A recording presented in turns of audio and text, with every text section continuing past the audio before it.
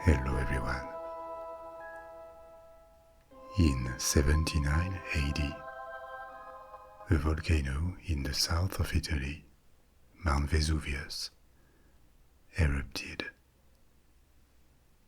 At first it projected only small stones for a few hours, but suddenly, in the middle of the night, the eruption began to release very hot and fast ash clouds all around the volcano. These clouds traveled way too fast for people to escape them, and were way too hot for their unfortunate victims to survive. Several Roman towns and cities on or near the Gulf of Naples were hit and their inhabitants surprised, many of them in their sleep. Two cities, Pompeii and Herculaneum, were entirely engulfed in the swarms of burning ashes, and in a few hours, as the eruption still raged on, they were buried under several meters of ashes. The Romans tried relief efforts, but it was too late to save the inhabitants who were still present at the time of the disaster, and the two cities disappeared from the map. News of the tragedy traveled all across Italy and around the Roman Empire. It caused a strong impression.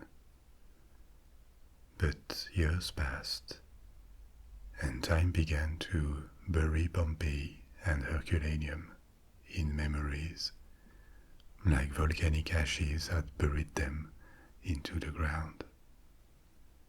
Decades passed, then generations, and the names of the two cities now only appeared in accounts and obscure records that most people were not aware of.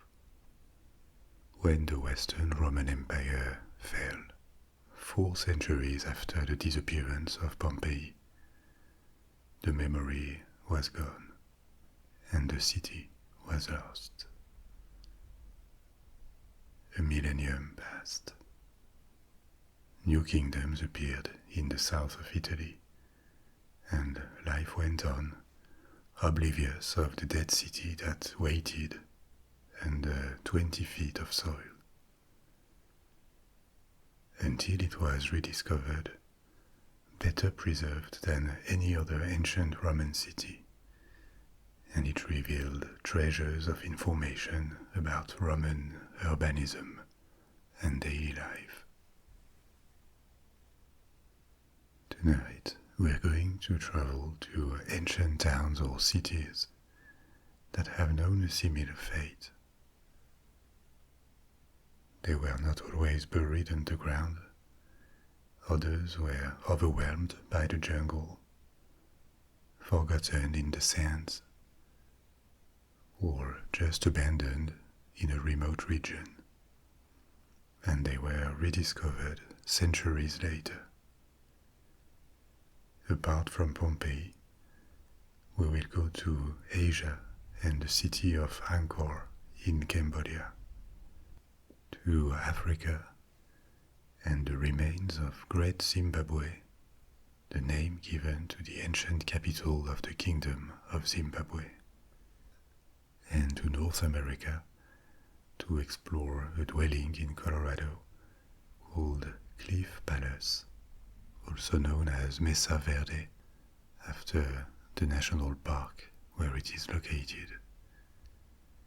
It was built by ancestral Puebloans. these places and their history were not always entirely lost.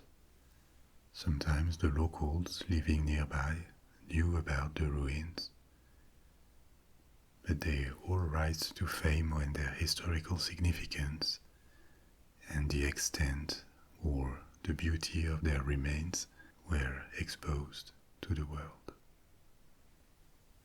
Each of them has a story that I will tell you. I already told you about lost or nearly forgotten cities in past stories, so I edited some of these stories after the new ones. If you didn't hear them yet, the journey in the video will continue to Petra in the sands of the Jordanian desert, to Skara Brae in Scotland, Amarna in Egypt, the city of the heretic pharaoh Akhenaten, and to Maya cities like Tikal. I had to leave many other cities aside on all continents, so if you are interested I could make more stories like this one about lost cities in the future. For tonight's video, I have partnered with Slumber, which is a relaxation and sleep app I've been working with since I came back last year. They have several of my stories available on the app, and dozens more audios, including soothing sounds, sleep meditations, or more history bedtime stories by other narrators. For example, about Easter Island. They had more every week. They trusted what I did when my channel was much smaller than it is now, and I appreciate the partnership I have had with them for almost 2 years. One thing I like in the app is the possibility to customize ambient sounds in stories. I know that some of you would like to have more of them in the background of my videos. Unfortunately, I cannot please everyone with YouTube's functionalities, but on Slumber you can add river sounds or a crackling fire or light music to any story, including mine. You can set the experience you want and also turn off your screen. So there are many possibilities to explore in the app, and if you wish to give it a try, we have agreed on a 1-month free trial for my subscribers, instead of the standard 7 days. This way you can have more time to enjoy it and decide if you want to subscribe to it. If you do, the yearly subscription costs a bit more than $3 US dollars per month, and that can also be a way of supporting my channel. But in any case, you can try it free of charge for 30 days from now if you use the link in the description. Now we are ready to begin our exploration journey. So make yourself comfortable. You may sit or lie down in the comfort of your bed, and let the sound of my voice guide you through this long journey into the past. Let's start. Our first story of the night is about Pompeii. I already told you how the city was suddenly buried underground in a matter of hours, but when it happened in the 1st century, Pompeii was certainly not a small town. It had a population estimated at 20,000 people, which was a considerable figure for a city in the antiquity. Much less than Rome and its hundreds of thousands, but that still made Pompeii an important and prosperous site, with all the characteristics of a modern Roman city. Main avenues converging to a forum, temples, baths, an arena, and many houses, large and small, where the refinements of Roman life were available at a time when the Roman Empire was thriving and growing. But Pompeii existed long before Rome emerged as a superpower. It was founded about at the same time, in the 8th century BC, by the Oscans, the people from central Italy. Shortly after, this first settlement entered the orbit of the Hellenic people from Greece. Greek cities were exploring the Mediterranean Sea and establishing small colonies around it, together with the Phoenicians. In the 6th century BC, the city flourished. Its surroundings were fertile because there were volcanic ashes. One of the reasons of its prosperity, which was the presence of the volcano nearby, would also cause its disappearance centuries later. Maritime trade by the Greeks and the Phoenicians also benefited Pompeii, and a small port was built near the mouth of the river Sarno, on which Pompeii was located. It was progressively turning from a small settlement to a prosperous little city. In the 6th century BC, the dominant force in Italy was the Etruscans. They rarely conquered cities militarily, they controlled them, and Pompeii entered the Etruscan orbit, like the young city of Rome did. It had Etruscan kings for a period. Under the Etruscans, a market square that would later become the Forum was built, as well as a temple to Apollo, a cult that had been introduced by the Greeks. But this early prosperity didn't last. In the 5th and 4th centuries, for reasons that are not precisely known, large areas of the city were abandoned, and it changed masters. The Etruscans had declined, and they were replaced with the Samnites, an Italic people allied to Rome. Until this alliance was broken, and a series of wars, the Samnite Wars, raged in the south of Italy. After these wars, Pompeii fell under the influence of Rome. It still had autonomy, but it became an increasingly Romanized city, and it was allied to Rome. Under Rome's protection, Pompeii bloomed again. It expanded beyond its previous limits, and many public and private buildings were added, including a theater area with an Odeon and a large theater. An Odeon in ancient Greek and Roman cities was a separate building dedicated to music.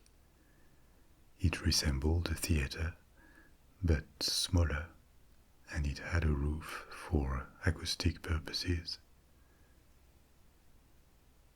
Apart from cultural facilities, a temple to Jupiter was also built, a basilica. A basilica in Roman cities was a large public building for gatherings of all sorts. It had multiple functions.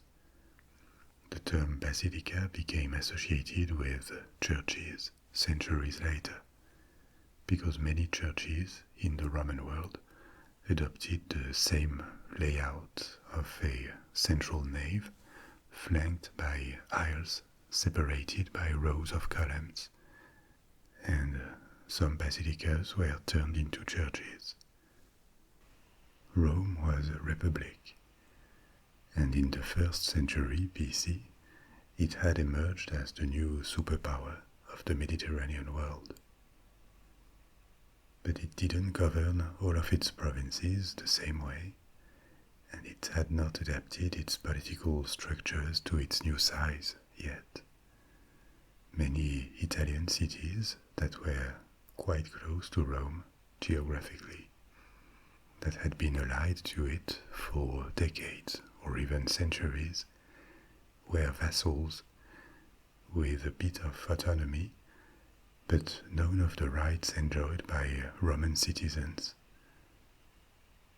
Several cities revolted at the beginning of the 1st century BC, including Pompeii, because they had grown tired of being second-class allies to Rome, without any of the status and influence or the right to vote in the Republic that came with Roman citizenship.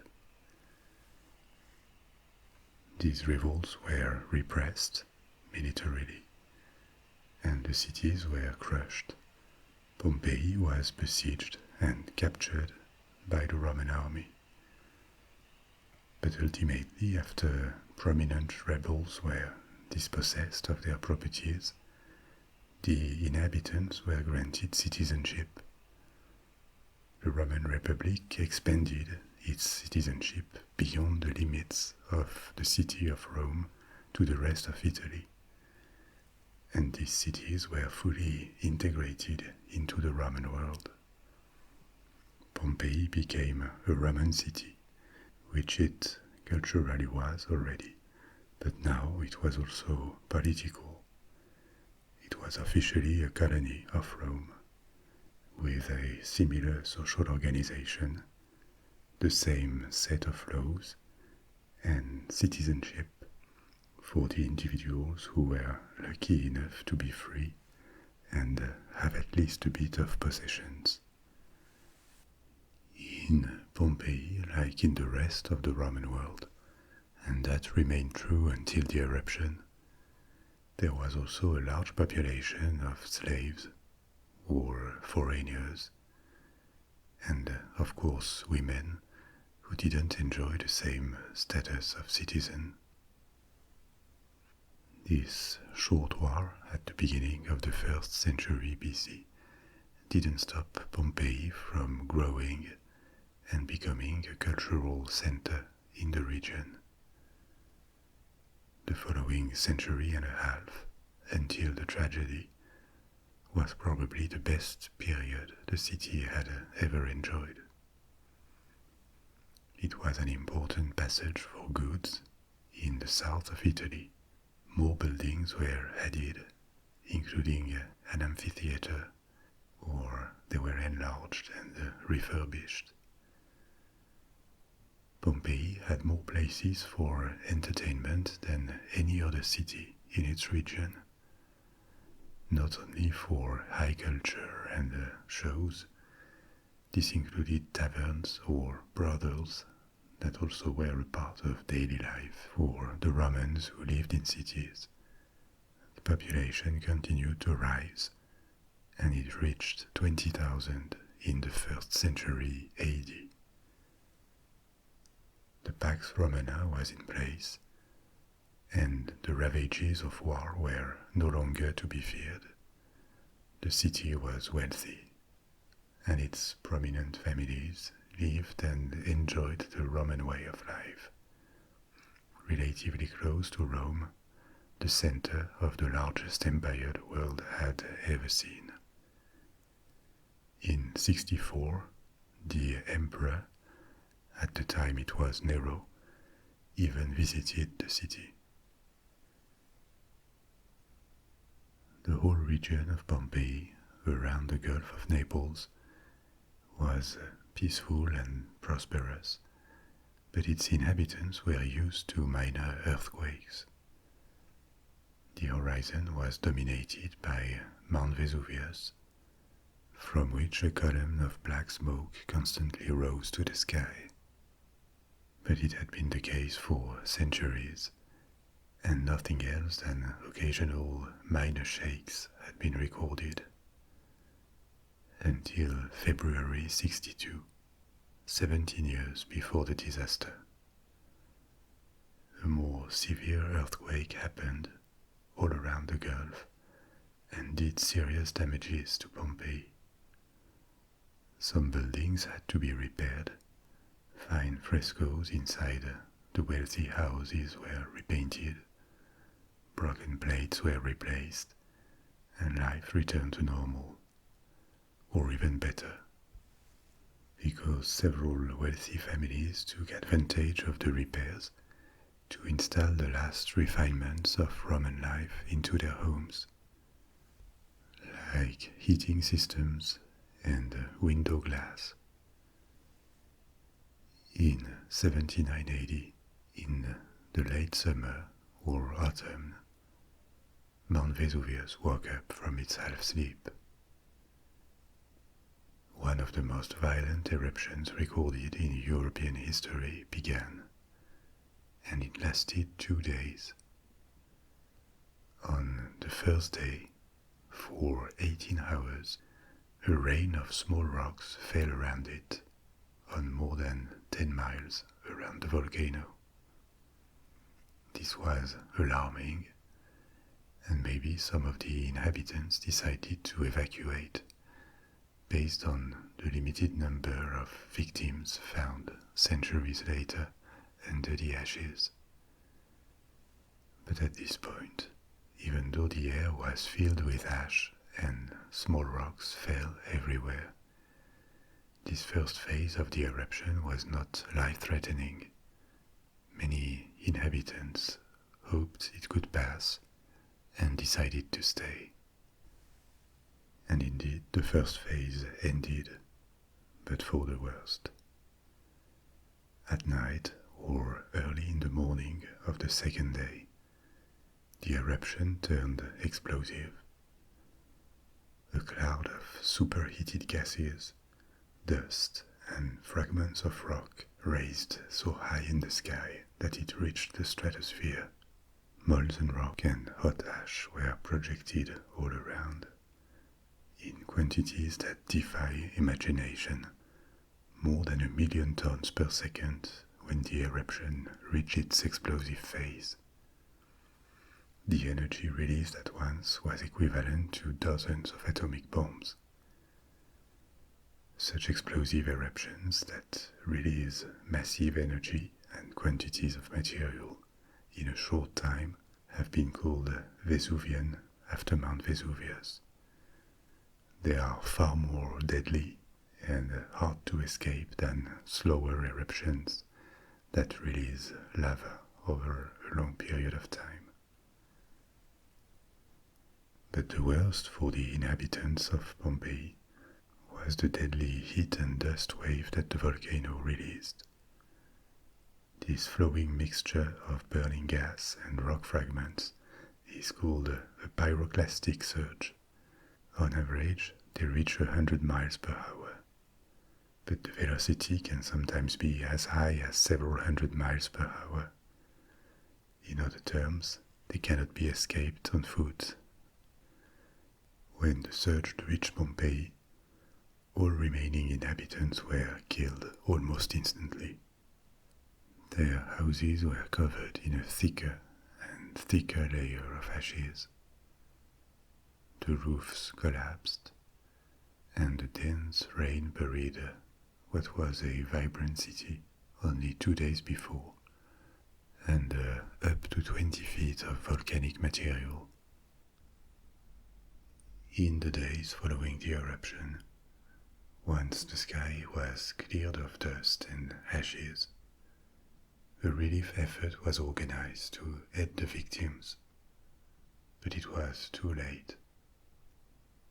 A few survivors who had probably taken their distance before the explosive phase of the eruption, and maybe looters, had already approached the site, on which the tops of some of the higher buildings emerged here and there. The city was gone, and it was buried too deep, its surviving inhabitants too few, to clean and rebuild it. The site was abandoned, and memories of the tragedy began to fade away. In the 5th century, many generations later, other eruptions of Mount Vesuvius dropped even more material on the site, making it entirely disappear for good. The Roman Empire had collapsed, and the memory of Pompeii only survived in Roman archives that no one studied in detail for centuries. Hidden under ashes that had become soil, Pompeii waited for its discovery. The city had been damaged by the eruption, but the quick accumulation of material had protected a lot of elements, including frescoes on the walls and works of art, organic elements like fruits or the bodies of the victims decomposed underground and disappeared, leaving cavities like molds that would later be filled with plaster to recreate their shapes. The city may have been found the first time by the end of the 16th century, when an underground aqueduct was dug nearby. But it didn't draw attention, and the secret remained kept for another century. The real rediscovery and exploration began in the 18th century, not only of Pompeii, but its sister city Herculaneum too, which had known the same fate. The site was so vast that it was not entirely unearthed. Some parts of Pompeii still remain underground for preservation. The lack of air or moisture allows little to no deterioration of the structures and artifacts, whereas as soon as they are exposed, they are at risk of deterioration by the climate or man. Pompeii first became famous in the 18th century and contributed to the renewed interest in Roman antiquity. The neoclassical style was about to emerge, and Pompeii was an inspiration for it. It also challenged the idea of the antiquity that scholars or educated people had at the time. A lot of erotic art and material was discovered, frescoes or statues, that shocked the more prudish mentalities of the 18th and 19th centuries. And also they didn't fit at all in the idealized picture of Roman antiquity as a period of restraint that was not sexualized at all. So many artifacts were kept hidden for a long time. But it is not the only occurrence when archaeological finds have challenged preconceptions and be rejected because they were considered unacceptable. Another example is with Greek statues. Many Greek statues and temples were actually painted and colorful. We know it because paint pigments have been found on them. But the image of Greek antiquity that the Western world had created, and that still exists to a large extent nowadays, is an ancient Greek aesthetic made of white marble, sobriety, that evokes perfection and elegance. The idea that they could be covered in flashy colors, and that the Greeks had a tacky taste based on modern standards. This is maybe funny, but also unacceptable.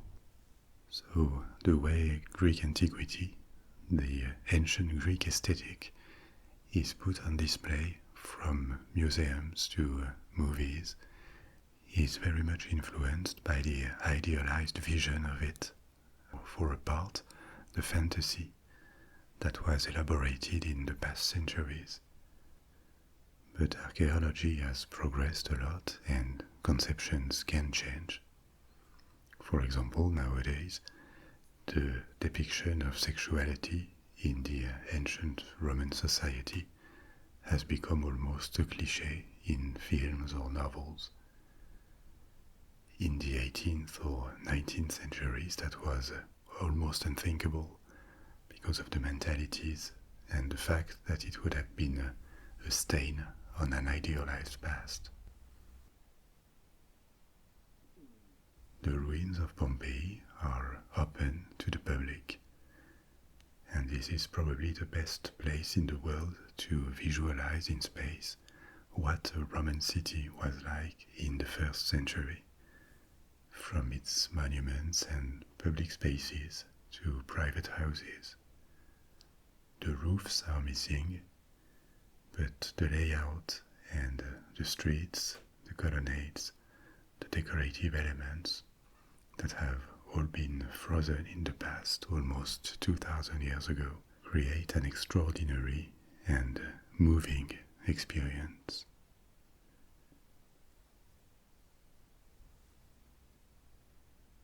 Our second story tonight takes us far from Italy to East Asia and another wonderful city that was not buried by ashes, but by the jungle, Angkor.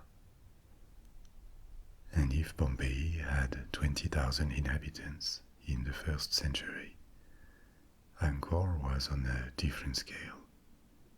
It may have had 750,000 to 1 million inhabitants at the time of its splendor, during the European Middle Ages, and this would have made it one of the largest pre-industrial cities in the world. Angkor is located in Cambodia, a small country between Thailand and Vietnam. But the map of this region has changed considerably over time. It has been redrawn by the rise and fall of several kingdoms, and later by colonization. From the 9th to the 15th centuries, Cambodia was at the center of the Khmer Empire that extended well beyond its modern frontiers, and Angkor was its capital. The empire began modestly. It was founded near the site of Angkor as a small kingdom at the beginning of the 9th century, and it expanded regularly, with periods of conquests and a few setbacks, until it reached its peak, its golden age, in the 12th and 13th centuries. After that, it entered a long period of decline. The exact reasons are not known with certainty.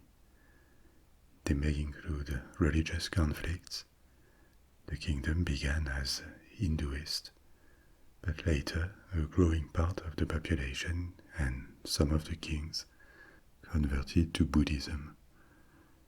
Or it could be foreign pressure, or an ecological breakdown because of droughts followed by violent floods that decreased agricultural production. And there could be the Great Plague of the 14th century too. It probably contributed. The plague started in China around 1330 and traveled westward all the way to Europe that it reached in 1345. On its way, it decimated populations all across Asia. In any case, Angkor was progressively abandoned. It fell to the neighboring kingdom of Ayutthaya, the precursor to modern Thailand, and by the 15th century, almost no one remained in what previously was one of the most populated cities in the world, and also one of the largest. Thousands of buildings, including large temples, all the irrigation system, and the roads were overwhelmed by the forest. The gigantic city disappeared under a veil of vegetation. Only its largest and most spectacular temple, Angkor Wat, was still visible and maintained by a few people until archaeologists began to unveil the scale of the site more than 400 years after it had been abandoned. What makes Angkor extraordinary is the profusion and beauty of its temples. There are hundreds of them. Some very big, others no bigger than a small house. The Khmers were incredible builders. It has been estimated that the site of Angkor contains more stone than all the monuments of ancient Egypt combined, including the pyramids. During its rise and golden age, the Khmer Empire was extremely wealthy, thanks to a productive agriculture and a large population. They had mastered irrigation, and the site of Angkor reflects this. There was a complex system of canals that distributed water all across the site. Today, only temples and a few bridges remain, because they were made of stone. But around them, there were thousands and thousands of houses, including the king's residence, that were made of perishable materials like wood. Like in other ancient civilizations, for example Egypt, the use of stone was limited to religious buildings. The rest mostly disappeared. Angkor had a low density of population, but it was very large. With satellite photographs and research on the ground, the urban sprawl has been estimated to at least 400 square miles. On this large area, several architectural wonders deserve a quick exploration.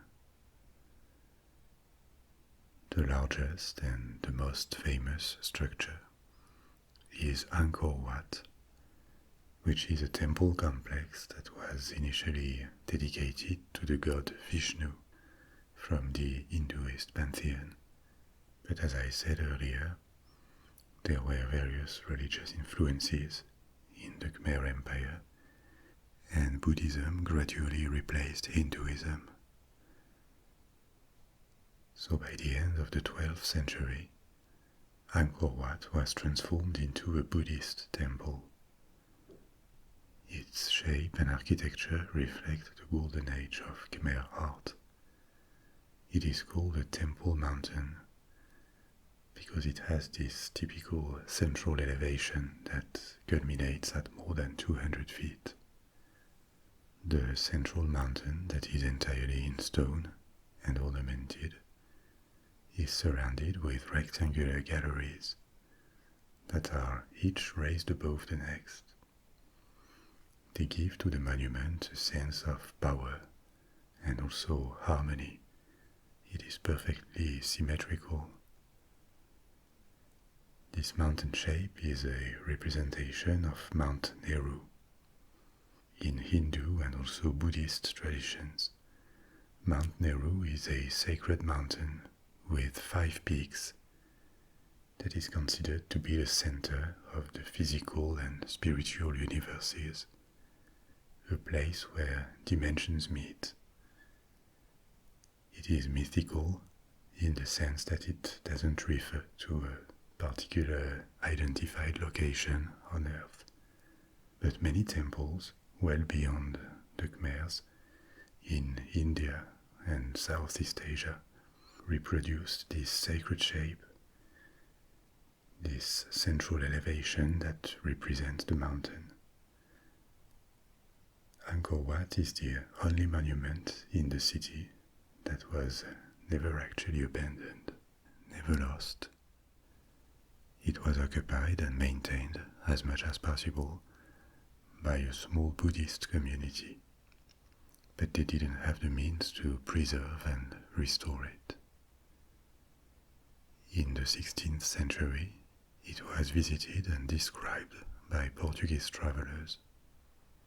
But when archaeologists arrived in the 19th century and were astonished by the spectacular monument, it was in bad condition, with the forest having invaded parts of the complex. Since then, Angkor Wat has been restored and cared for. It has become a national symbol for Cambodia. Another spectacular temple, but for other reasons, is Ta Prohm. It was founded in the 12th century as well, as a Buddhist monastery and a center of knowledge, a type of university. But unlike other large temples at Angkor, this one was left in much the same condition in which it was found, with trees growing out of the ruins. Their roots run everywhere and seem to embrace what remains of the temple to hide it or to protect it.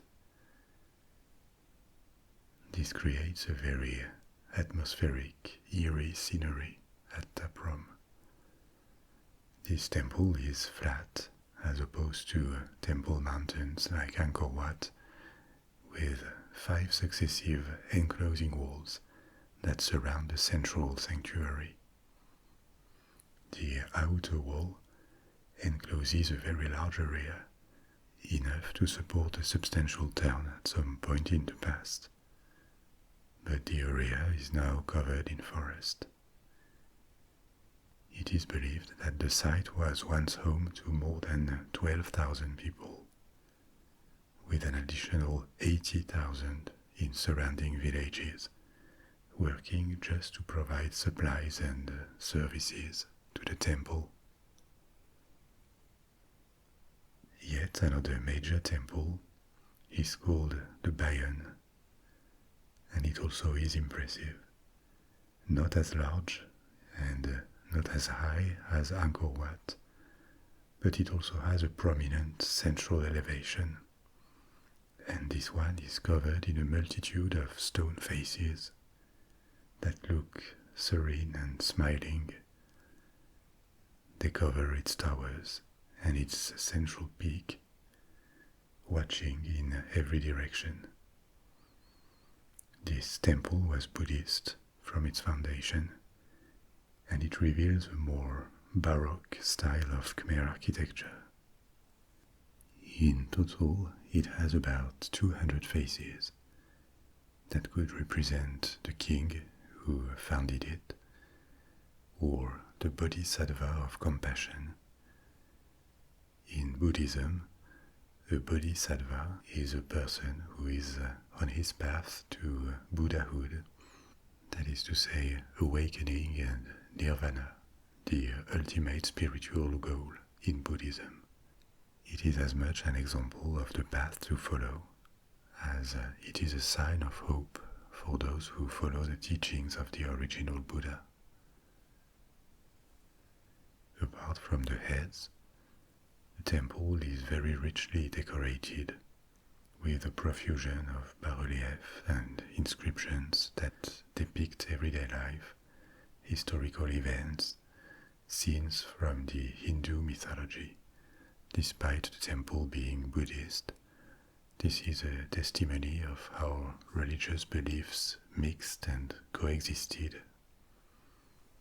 The empire had Buddhist and Hinduist kings, who successively founded new temples and ordered changes and renovations, creating this variety of sanctuaries with their different styles, their different shapes, and their different ornamentations.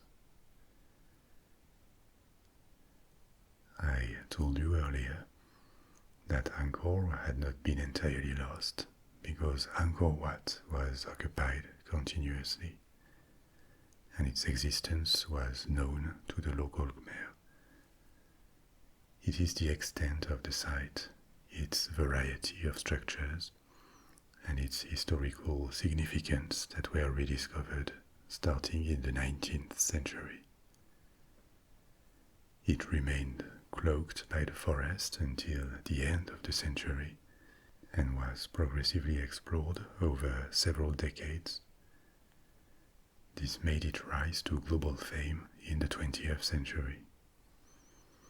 In 1931, there was a colonial exposition in Paris where the different French colonies were represented with pavilions, and the colony of French Indochina, of which Cambodia had become a part of, had a massive reproduction of Angkor Wat as its pavilion. This pavilion remained as the symbol of this exposition and did a lot to popularize Angkor Wat in the West. In the 20th century, restoration and study of the site were suspended several times during the Second World War and then under the regime of the Khmer Rouge in Cambodia. But it resumed in the past 30 years, and since then, the site has been opened to growing numbers of visitors, which doesn't go without raising problems for its preservation, but is also a major income source for Cambodia. And on the site, which is very large, the density of tourists is not high enough to distract from its extraordinary fantasy and profusion. It remains a city of dream. For our third city of the night, we're going to travel several thousand miles again and go to southern Africa, to Zimbabwe. At the time of the European late Middle Ages, when Angkor was flourishing in Cambodia, another kingdom, the Kingdom of Zimbabwe, rose to prominence in the south of Africa. It left the ruins of its capital, called Great Zimbabwe nowadays. That was a political and probably a major trade center that dominated the region until the 15th century. Its study by archaeologists also revealed a wealth of local crafts and also imported artifacts, such as Chinese porcelain or Arabian coins, indicating that the city was connected to trade routes that extended far to the north, to Arabia, and to the east. Zimbabwe is a term that comes from the Shona language. It could mean houses of stone or venerated houses. The country now called Zimbabwe reclaimed this name after its independence, and the Shona people are an ethnic group that forms the majority of the population in Zimbabwe. Their ancestors founded several kingdoms in the region.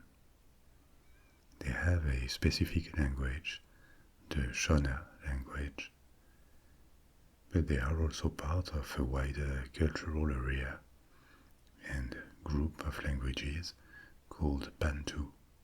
There are hundreds of Bantu languages and dialects in the southern third of Africa. From Cameroon to South Africa, almost a third of the African population has a Bantu language as a mother tongue, but it doesn't mean they can always communicate easily in their native language, because they have diverged over time. All Bantu languages descend from a common proto-language, which is believed to have been spoken in what is now Cameroon in Central Africa at least 3,000 to 2,500 years ago. The dates are still discussed and uncertain.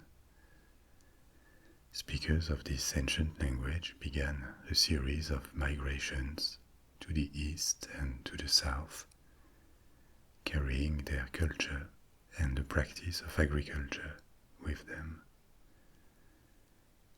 They had a strong influence in the regions where they arrived, at least linguistically, and Bantu peoples came to occupy a big part of Africa south of the Sahara, with a lot of diversity. There are several hundreds Bantu ethnic groups that spread from Central Africa to Southern Africa. Bantu languages with the most speakers are Swahili, which is spoken in the east, especially around the African Great Lakes, and often serves as a second language for communication between different nationalities or communities in this region. There is also Zulu in the east of South Africa, and Shona comes third. The formation of states in Southern Africa is not very well documented because there was no writing system. So all we can know comes from oral tradition, but it is not always very reliable after dozens of generations, and it doesn't always help date events or precisely locate sites, and also thanks to archaeology, which provides more factual elements. Archaeological excavations in the region suggest that the formation of states in Zimbabwe began before the rise of this medieval kingdom of Zimbabwe. For example, the Great Zimbabwe site had been occupied as early as the 7th century, 500 years earlier. There were also posterior kingdoms. After the fall of Great Zimbabwe, and this is probably one of the reasons for it, it was succeeded by the kingdom of Mutapa, which is better documented from outside sources because it came into contact with the Portuguese in the 16th century. Mutapa extended far beyond modern Zimbabwe. It had a vast territory in what are now Zambia, Mozambique, and South Africa on top of Zimbabwe. But what makes the Kingdom of Zimbabwe from the Middle Ages and its capital stand out is the building of large stone structures that it left behind. Urbanization happens only when agriculture is productive enough to support a population that doesn't produce food. And the building of large structures, this requires an accumulation of wealth. This is what happened in Zimbabwe in this period. The capital was supported by a large food production from cattle especially. It received taxes or tributes from dozens of lesser rulers in the region. These vassals had their own minor Zimbabwes that left ruins of a smaller size, and it controlled the very lucrative trade of gold and ivory to the coast on the Indian Ocean.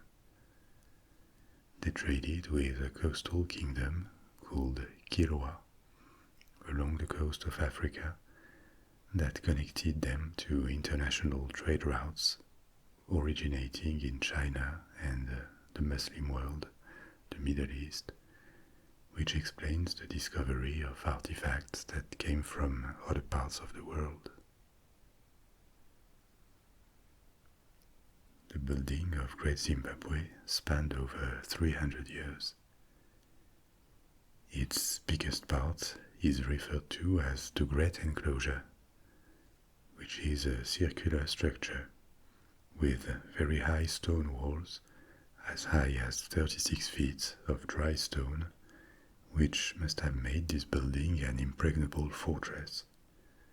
Maybe it served as a royal palace or a stronghold. Apart from the Great Enclosure, the site includes an older group of ruins called the Hill Complex, which was seemingly abandoned in the 13th century. Maybe it was an earlier center of the city until it was replaced with newer buildings. There are also several groups of ruins called the Valley Complex, where apparently the city center moved in the later period. It is unclear whether these different sectors corresponded to different functions, like religious, political, or economic, or whether they were different palaces built by successive kings to leave their mark on the city. Among the numerous artifacts found in the ruins, several stand out. There are these imported products that revealed the trade connections, and also elaborate items made locally with ivory, iron, gold or copper, like weapons and jewelry. The most notable artifacts are 8 statues of birds carved in stone, the Zimbabwe birds, which have become a national emblem of modern Zimbabwe. Their exact function is not known. It seems they were made to be placed on top of monoliths, and it is thought they represent eagles that were protective spirits and messengers of the gods in Shona culture.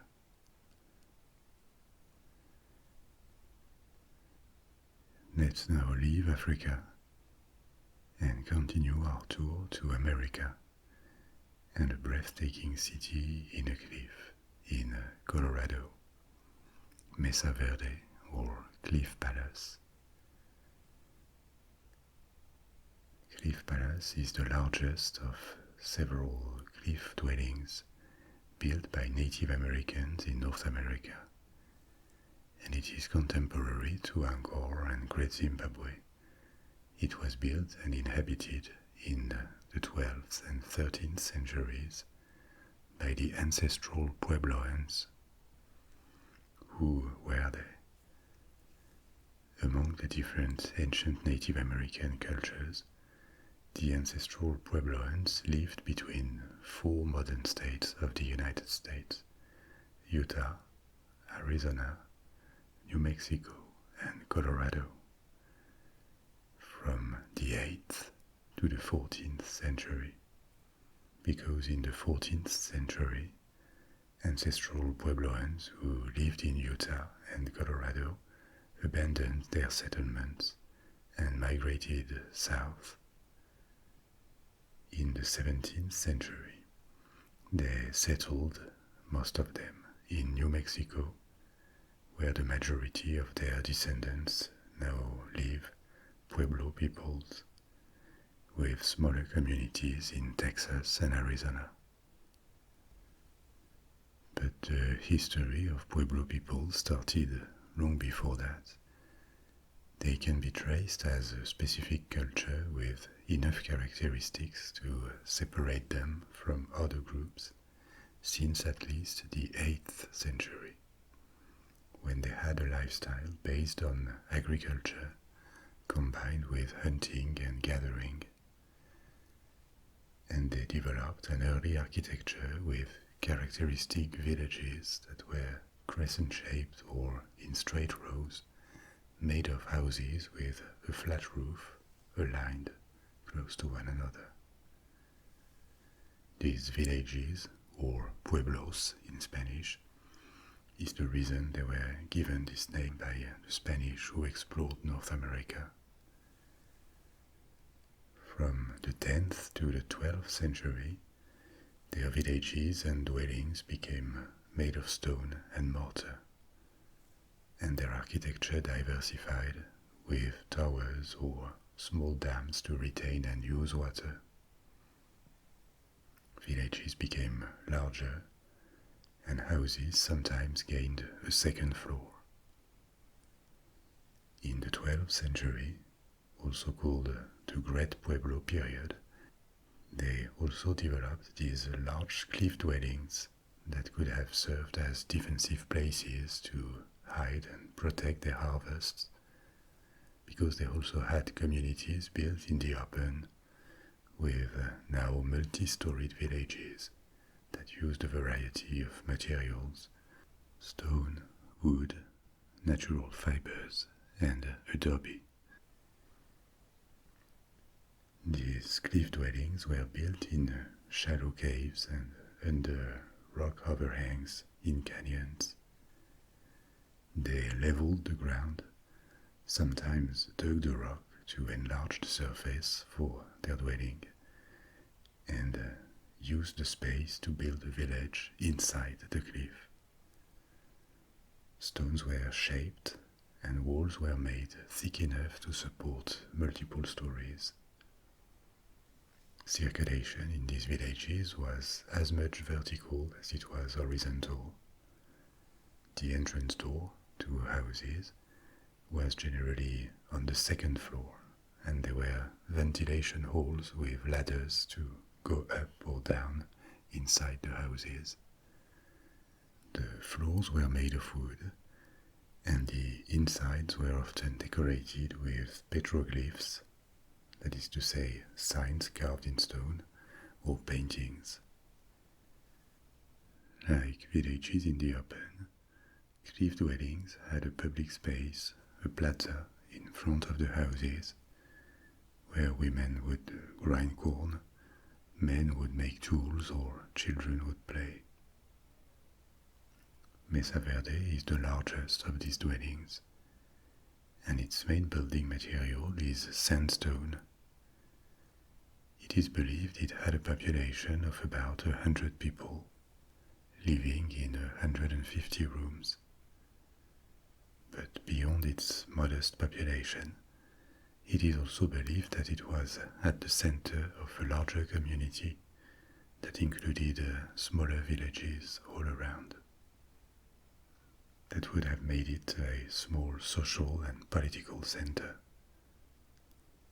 One question raised by these cliff dwellings is why the trouble of building such structures when the majority of ancestral Puebloans lived in regular villages. It could have been for protection against intruders, because in the 13th century, climatic conditions may have worsened in the region and reduced food production, leading to conflicts. Villages were probably very vulnerable to attacks. They could be attacked from any side, whereas cliff dwellings were much harder to invade, and they gave a sense of security maybe. The occupation of Mesa Verde for approximately 70 years in the 13th century has been indicated by tree ring dating of the wood they used in the construction. Around 1300, the settlement was abandoned together with others as the ancestral Puebloans left Colorado. The reason for this could be several years of drought that pushed them to look for more welcoming areas to the south. Starting in the 12th century, and for about 300 years, North America was hit by a long period of droughts, which is believed to have caused the collapse or the transformation of different ancient Native American cultures, not just the Puebloans. The Mississippian cultural area to the east was also strongly affected, and it saw more warfare and migrations in this period. In the case of ancestral Puebloans, there could have been other reasons. maybe an attraction to Mesoamerican societies from Mexico. They had contacts with them, or the soil nutrients may have become depleted due to many years of farming. In any case, Cliff Palace, or Mesa Verde, was abandoned because life was no longer viable there, and for centuries it was left to wild animals, hidden and protected from the elements under its rock overhang. It may have been found, maybe multiple times, by other Native American groups, but no one lived there since. It was officially rediscovered in 1888 by ranchers while they were out looking for stray cattle. The rediscovery happened after about 600 years, and since then it has brought a lot of information about ancestral Puebloans, their way of life, their techniques, their ingenuity. It is located inside a national park, the Mesa Verde National Park in Colorado.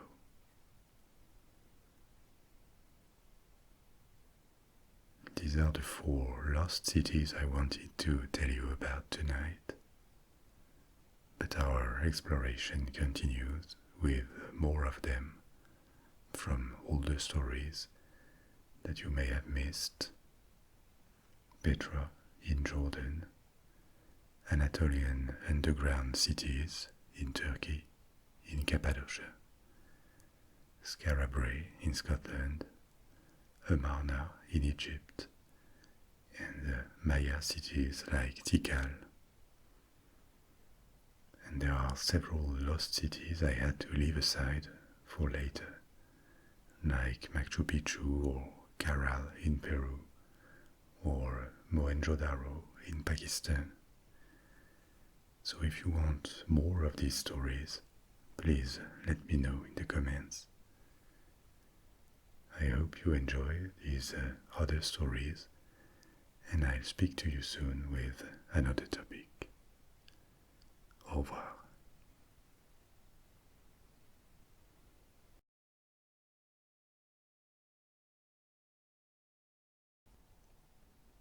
The most famous view of Petra is the entrance to what seems to be a Greco-Roman temple carved into a cliff. But there is much more to Petra, and this is what we're going to explore, together with the history of its creators, the Nabateans. Nowadays, Petra is located in Jordan, halfway between the Dead Sea and the Gulf of Aqaba on the Red Sea. This region is fairly arid. It is not as desertic as other parts of the Middle East, like a big part of the Arabian Peninsula, but it receives little rain, and mainly during the winter. The environment is rather hostile, but the site where the city was built offered 2 big advantages.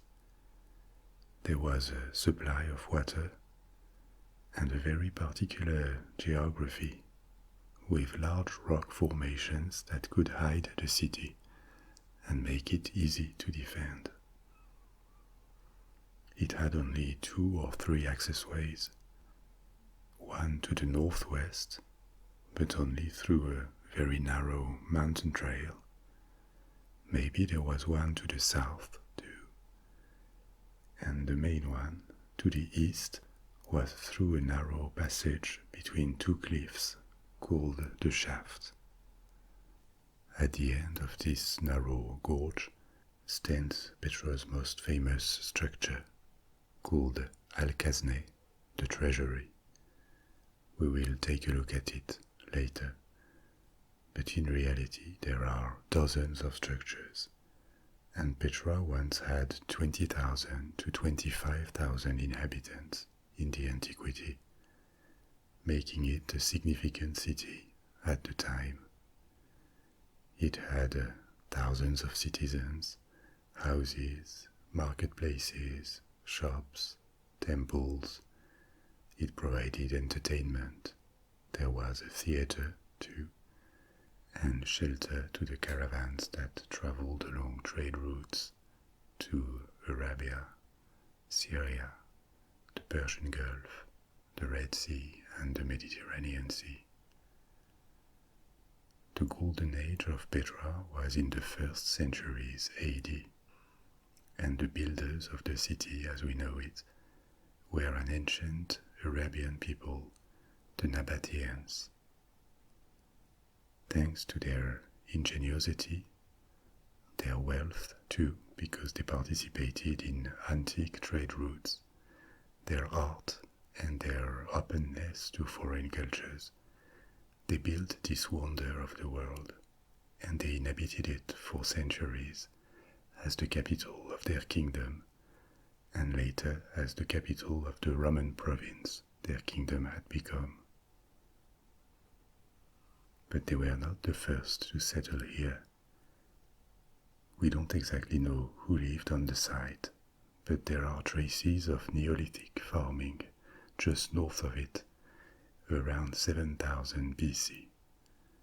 And Petra is also probably mentioned under another name in Egyptian campaign accounts from the 2nd millennium BC, during the New Kingdom, when ancient Egypt pushed its frontiers well beyond the valley of the Nile and expanded eastwards. As far as we know, Petra had no monumental architecture yet back then, and Petra may have been a halt for caravans because it was well located to benefit from several trade routes in the antiquity. There was incense from Arabia, silk or spices that came from the Persian Gulf, and many more riches, gemstones, fabrics, dyes, gold. Petra was at the crossroads of caravan trails, connecting the Persian Gulf with the Mediterranean and Arabia to Syria. And it is probably because of this advantageous location and the characteristics of the site that the Nabateans claimed it as theirs and settled there around the 4th century BC.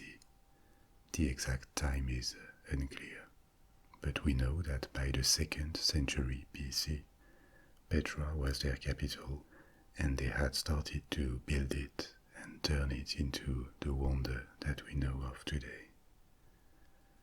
So who were the Nabateans? They were a Bedouin tribe that lived a nomadic lifestyle until they settled. You probably heard about the Bedouins. They are Arab people, but they are called Bedouins because of their lifestyle. Bedouin comes from Badawi, which means desert dweller, as opposed to Haadir, the term for sedentary people. There were many different tribes of Bedouins, and historically they lived in the desert regions of North Africa, the Arabian Peninsula, and the Levant on a wide area. They shared, and still share, because they haven't disappeared, a culture of herding camels and goats. The Nabateans were one of these tribes that roamed the Arabian desert, and for centuries they would go wherever they could find water and pasture for their cattle. Some Bedouin tribes took part in the business of caravans. We don't know under which circumstances, but this may be the reason why they progressively abandoned their nomadic life to settle in Petra and control the area around it. So technically, once they settled, they stopped being Bedouins and they became sedentary. On top of Petra, which was known as Rakum, they controlled a string of oases where intensive agriculture was practiced, and they loosely controlled the trade routes crossing their territory. They never really had fixed frontiers that their neighbors would have recognized, but rather a zone of influence. And even though they had centuries of nomadic life prior to their settlement, they quickly proved very good at agriculture in almost desertic areas. This required specific techniques. For example, they would contour circles of land into shallow funnels and plant a tree, a single tree, in the middle of it. When it rained, which was rare, all the water collected in the funnel would flow down to the tree and stay in the ground under it, ensuring its survival and its growth. They also carved tanks in rock to store water and use it all along the year. They built terraces and channels for collecting rainwater and not lose a drop of it. This is how they managed to reach tens of thousands of inhabitants in a region that was otherwise rather hostile and where other peoples might not have been able to survive. Once they settled, the Nabateans found themselves at a cultural crossroads.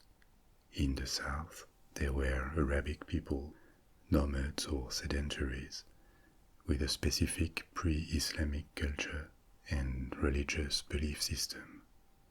The main god worshipped in Petra was called Dushara, and another important deity, a goddess, was Alutza. Alutza was a major goddess in the Arabian Peninsula before Islam, and has been compared with the Greek Aphrodite or the Roman Venus. In the east, there was the Persian Gulf, which had connections with India and as far as China or Indonesia via trade routes. In the north, there had been prosperous Phoenician cities, and beyond, the Greeks. The Greeks had spread their influence on almost the entire Middle East when Alexander the Great conquered his empire in the 4th century BC. And in the west, there was Egypt, that was already influenced by Greece, but also had retained its specific culture. And even before Alexander, the Persian Empire had dominated the region for a long time. So there were layers and layers of cultural influences and technical knowledge that the Nabateans could assimilate. The most visible sign of that is their architecture. It strongly reminds of Greek monuments, with the use of columns and carefully thought out proportions, together with a Mesopotamian influence. Being at a crossroads of caravans, the Nabateans were open to foreign cultures, and it is likely that along their history they also absorbed other Arab tribes. Petra, as we know it, was mainly built in the 1st century BC and 1st century AD, at the time when Rome was pushing to the Middle East, and when the last pharaohs from the Ptolemaic dynasty reigned in Egypt, including Cleopatra. In the 1st century BC and AD, the Nabateans gained considerable wealth from the trading business, and this is what funded the building of Petra. Their capital peaked at maybe 20 to 25,000 inhabitants, and very ornate structures multiplied, including the most famous ones, the Kazne, the treasury, or the so-called monastery. The treasury is a name given to it in the 19th century by the Bedouins in the area, because they believed it contained treasures, but it was originally a mausoleum or a crypt believed to be the mausoleum of a king, Aretas IV. The Greek influence is not only obvious in the architecture, it also shows in the sculptures. There are 4 figures of eagles on top that would have carried away the souls. There are figures of dancing Amazons, that is to say, female warriors from Greek mythology, on the upper level, and also statues of Castor and Pollux, 2 mythological twins who lived partly in the underworld, the world of the dead, and partly on Mount Olympus, the place where gods lived in Greek myth. The facade is entirely carved into sandstone. It looks as if it was built, but it was just excavated from the cliff. And overall, the decorations remind of the architecture of Alexandria in Egypt in the 1st century BC, and this is not surprising. Ptolemaic Egypt was a major influence culturally and economically on the region at the time. The outside is very ornate, but the inside is not. After the main entrance is a large rectangular room entirely carved in rock. It measures 28 meters by 11 meters, and the ceiling is 10 meters high. Maybe it had a decoration made of stucco, but it has disappeared. Stucco is a type of plaster. It can be modeled when it is wet as decorations, and then it hardens when it dries. It could also be painted. But if these types of ornaments were ever present, they are now gone. This first room gives access to 3 smaller chambers that are empty too. A Bedouin legend says that this building was an ancient treasure room that belonged to the pharaohs of Egypt.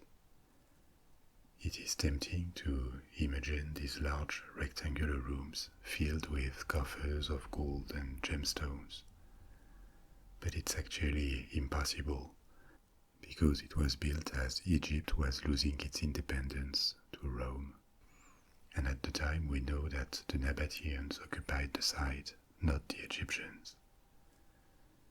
What isn't clear is whether this place was a tomb and whether it ever received the sarcophagus of a king or just a mausoleum, that is to say, a temple to honor the king's memory. To access the treasury and the rest of the city, people needed to walk through the shaft, the main entrance to Petra. It is a narrow gorge. There are parts where it is just 10 feet wide, and it is 1.2 kilometers long, that is to say 0.7–0.8 mile. The entrance of the shaft contained a monumental arch. It was destroyed by an earthquake in 1896, and it is now collapsed, but it existed for about 2,000 years. This shaft was the grand caravan entrance into Petra, and it is absolutely spectacular because the cliffs on each side are 300 to 600 feet high. This entrance reminds of the strong defensive position of Petra. Any army trying to enter the city would have had to walk in a very thin column that the defenders could have blocked and harassed from above. Along the shaft there are various underground chambers. Archaeologists believe they were rooms for the guards that defended the main entrance to the city. Another massive structure a little further from the Casne, the treasury, is a theatre positioned to bring the greatest number of structures within view. This theatre is from the Roman period. We'll come back to that in a minute. And as the passage keeps widening, more structures now in ruins appeared to the visitors. Temples, palaces, tombs, houses, towers. Northwest of the city center, high in the hills, stands another monumental building carved out of rock, the so-called monastery. It is an architectural mix of Greek and Mesopotamian styles of construction. There are columns, which are decorative given that the monument is carved. They were not necessary to support any roof, like in Greek structures. Rather than Greek, this style is called Hellenistic, which is like a synonym, but the term Hellenistic describes Greek culture outside Greece after the time of Alexander the Great, when Greek cultural influence expanded well beyond the limits of classical Greek cities and their colonies. The Hellenistic period, by convention, spreads from the death of Alexander the Great in 323 BC to 31 BC, which is the date of the Battle of Actium, when Hellenistic Egypt, Ptolemaic Egypt, was defeated, and the domination of Rome on the east of the Mediterranean began. There are also traces of Mesopotamian influences on the structure, like the single large entrance and depressions on the facade that look like windows, even though they are not. There are also square-shaped tower structures on either side. These kinds of features are typical from Mesopotamian architecture. Like at the treasury, the monastery's inside is less impressive than the outside. There is a single square chamber with a large niche in the back wall. The walls were probably plastered and painted, but none of this remains. It is believed that this building was dedicated to another king, Obodas I, and it is older than the treasury. It is dated from the 1st century BC, and it was probably richly decorated, ornamented, because the king was deified after his death. There are also crosses carved into the walls, and this may be a clue about what happened to Petra, because after its peak in the 1st century, the kingdom of the Nabateans began to decline. At its greatest extent, the kingdom covered a large part of Jordan, the Sinai Peninsula, and a part of Arabia. It even controlled Damascus in the south of Syria for a short period of time. But in the 1st century AD, the Nabateans found themselves increasingly surrounded by the Roman Empire. The Romans had annexed Egypt and Palestine. Syria in the north was also under Roman control.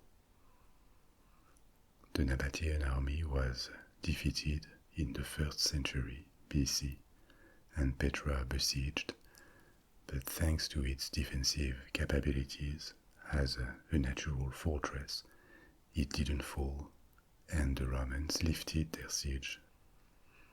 A compromise was negotiated, and the kingdom of the Nabateans received recognition from Rome against a tribute. In other words, it became a client kingdom of Rome, which was often the first step towards annexation. It took time, and the Nabatean kingdom remained a client state for decades until 106 AD, during the reign of Roman Emperor Trajan, when it was forced to become a part of the empire, a new province. However, the Nabateans kept prospering under Roman rule. Even though they had lost their independence, the Roman Empire favored security and trade, especially in the 2nd century, and they took advantage of it. Emperor Hadrian visited Petra in 130 AD, and as the capital of a Roman province, the city probably enjoyed high prosperity at the time. There was a Roman influence. I mentioned the building of the theatre before, but Petra was never heavily Romanized like other cities in the Roman Empire, maybe because it joined the empire relatively late, and it was one of the most distant provinces from Rome. This prosperity lasted until the 3rd century, when the Roman Empire temporarily dislocated. This is called the crisis of the 3rd century. You can listen to the story about the Roman Empire for more details. The city of Palmyra in Syria emerged at the time as an alternative to Petra and diverted a lot of trade away from it. And at the same time, land trade routes lost some of their importance as trade intensified in the Red Sea. So Petra was less central. It became a part of the Eastern Roman Empire, the Byzantine Empire, and was Christianized progressively. We know that some of the structures were later used as churches, and this is not extraordinary. Many ancient temples in the Roman Empire were transformed into churches as Christianism spread. Many Egyptian temples, for example, knew the same fate. It is unclear when the city was abandoned, probably sometime between the shrinking of Byzantium and the expansion of Islam that started in Arabia, south of Petra. By the Middle Ages, the city was empty. Its existence was known by people living in the region, but it became forgotten in the West. The last time Westerners visited it, before several centuries, was in the 12th century, during the Crusades. Crusaders briefly occupied Petra, or its ruins, and tried to turn it into a fortress again, but they had to abandon it, and for centuries only Bedouins regularly visited the ruins. The first European to describe the ruins after centuries was a Swiss traveller in 1812. Then a Scottish painter, David Roberts, visited in 1839 and returned with sketches and descriptions of the ruins. By the middle of the 19th century, archaeologists began to explore and study it, progressively unearthing an entire page of human history that had been forgotten for a large part. And in the 20th century, Petra made its way into popular culture and tourism. It is visited by about 1 million tourists every year nowadays, and is regarded as one of the wonders of the world for its natural beauty and its architecture.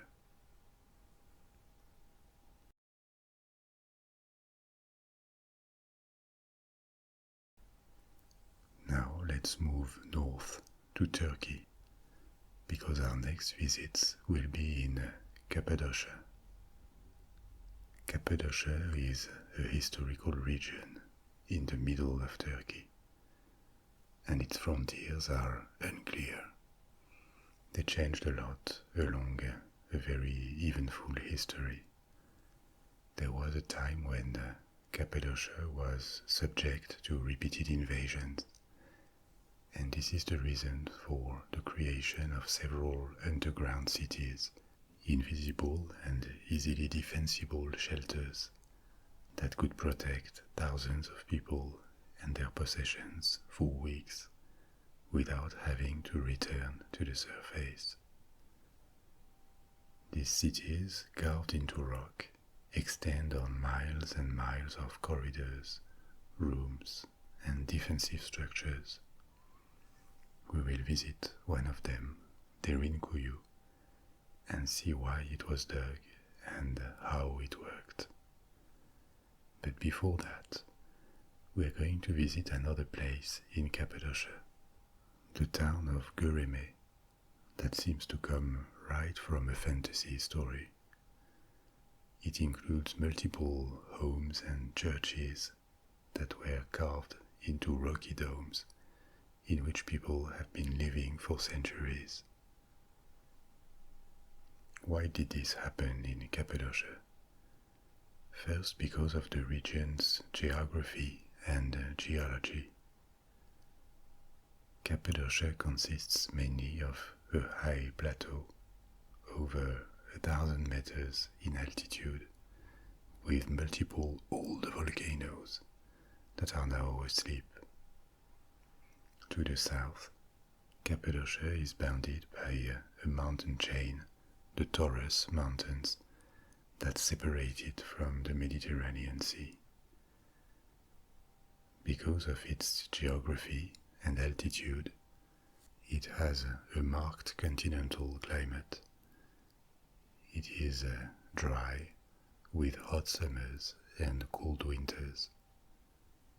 The geology of Cappadocia created extraordinary landscapes due to erosion. The rock is soft and easily eroded, but there are layers of different softness. After thousands of years of erosion due to wind and water, structures called fairy chimneys or hoodoo appeared. They are tall and thin spires of rock, often topped by a harder and bigger rock.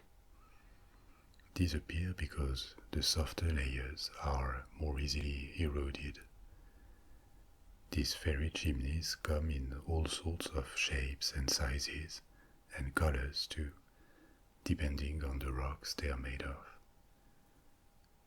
It can take thousands of years, but their days are always numbered. At some point, erosion makes them collapse, but new ones are constantly being shaped by the wind. There are fairy chimneys in many parts of the world. Maybe the largest numbers are found in North America, especially at Bryce Canyon, Utah. But there are some in Scotland, in Taiwan, in Serbia, France, Japan, and also in Turkey, in Cappadocia. In this particular region, they create eerie landscapes with their colors, size, and numbers. Some are in relatively desertic parts of Cappadocia. Others are surrounded with vegetation. The softness of the rock means that it can be eroded, but it can also be carved, and inhabitants of Cappadocia started to take advantage of this thousands of years ago. They used rocky domes sculpted by erosion to create small artificial caves that could serve as homes, as parts of homes, or even multi-story buildings with carved doors, windows, and stairs inside or outside. In the Christian era, at the time of the Byzantine Empire, they even made entire churches that were wonderfully decorated inside with colorful frescoes. Some of the earliest Christian communities in the region date back from the 4th century, and they were called Anchorites. What is it? Anchorite comes from Greek anakoretes, and it means one who has retired from the world. Anchorites were people who decided for religious reasons to retire from the secular world, from society, to live a life of prayer and asceticism. So they are a bit like religious hermits, but the difference is that they lived in communities, and there was a rite of consecration. They had a status. This rite looked like a funeral rite. After this ceremony, anchorites were considered symbolically dead to the world.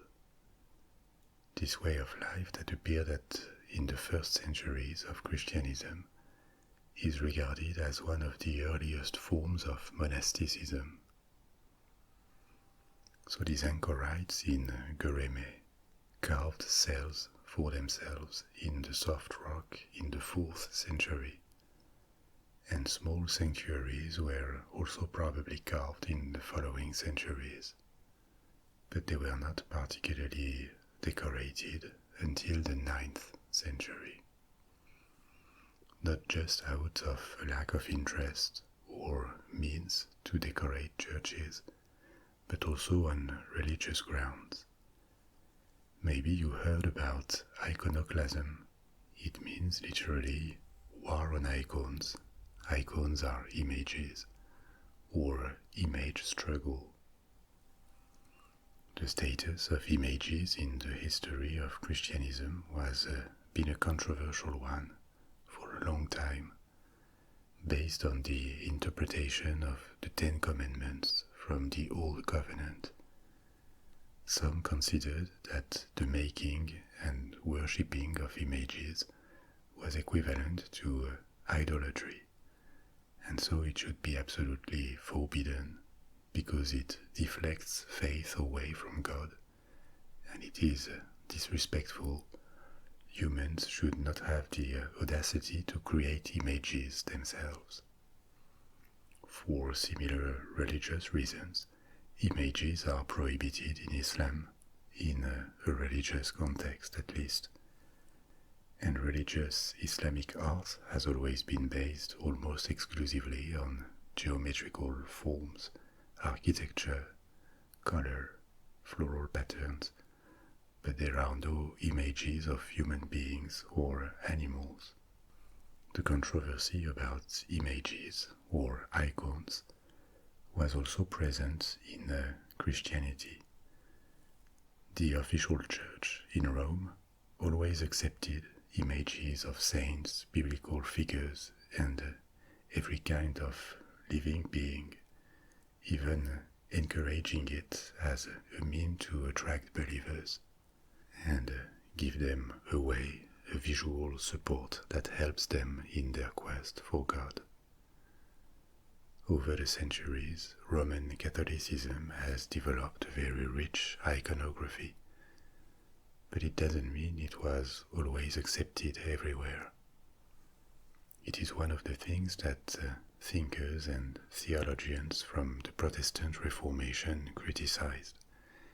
And in the first centuries of Christianism, this rejection of icons was particularly present in the East, in the Byzantine Empire. In the 8th and 9th centuries, religious and political authorities in Byzantium, including the emperors, launched like a war against icons, against religious images, and they forbade their production and even encouraged their destruction.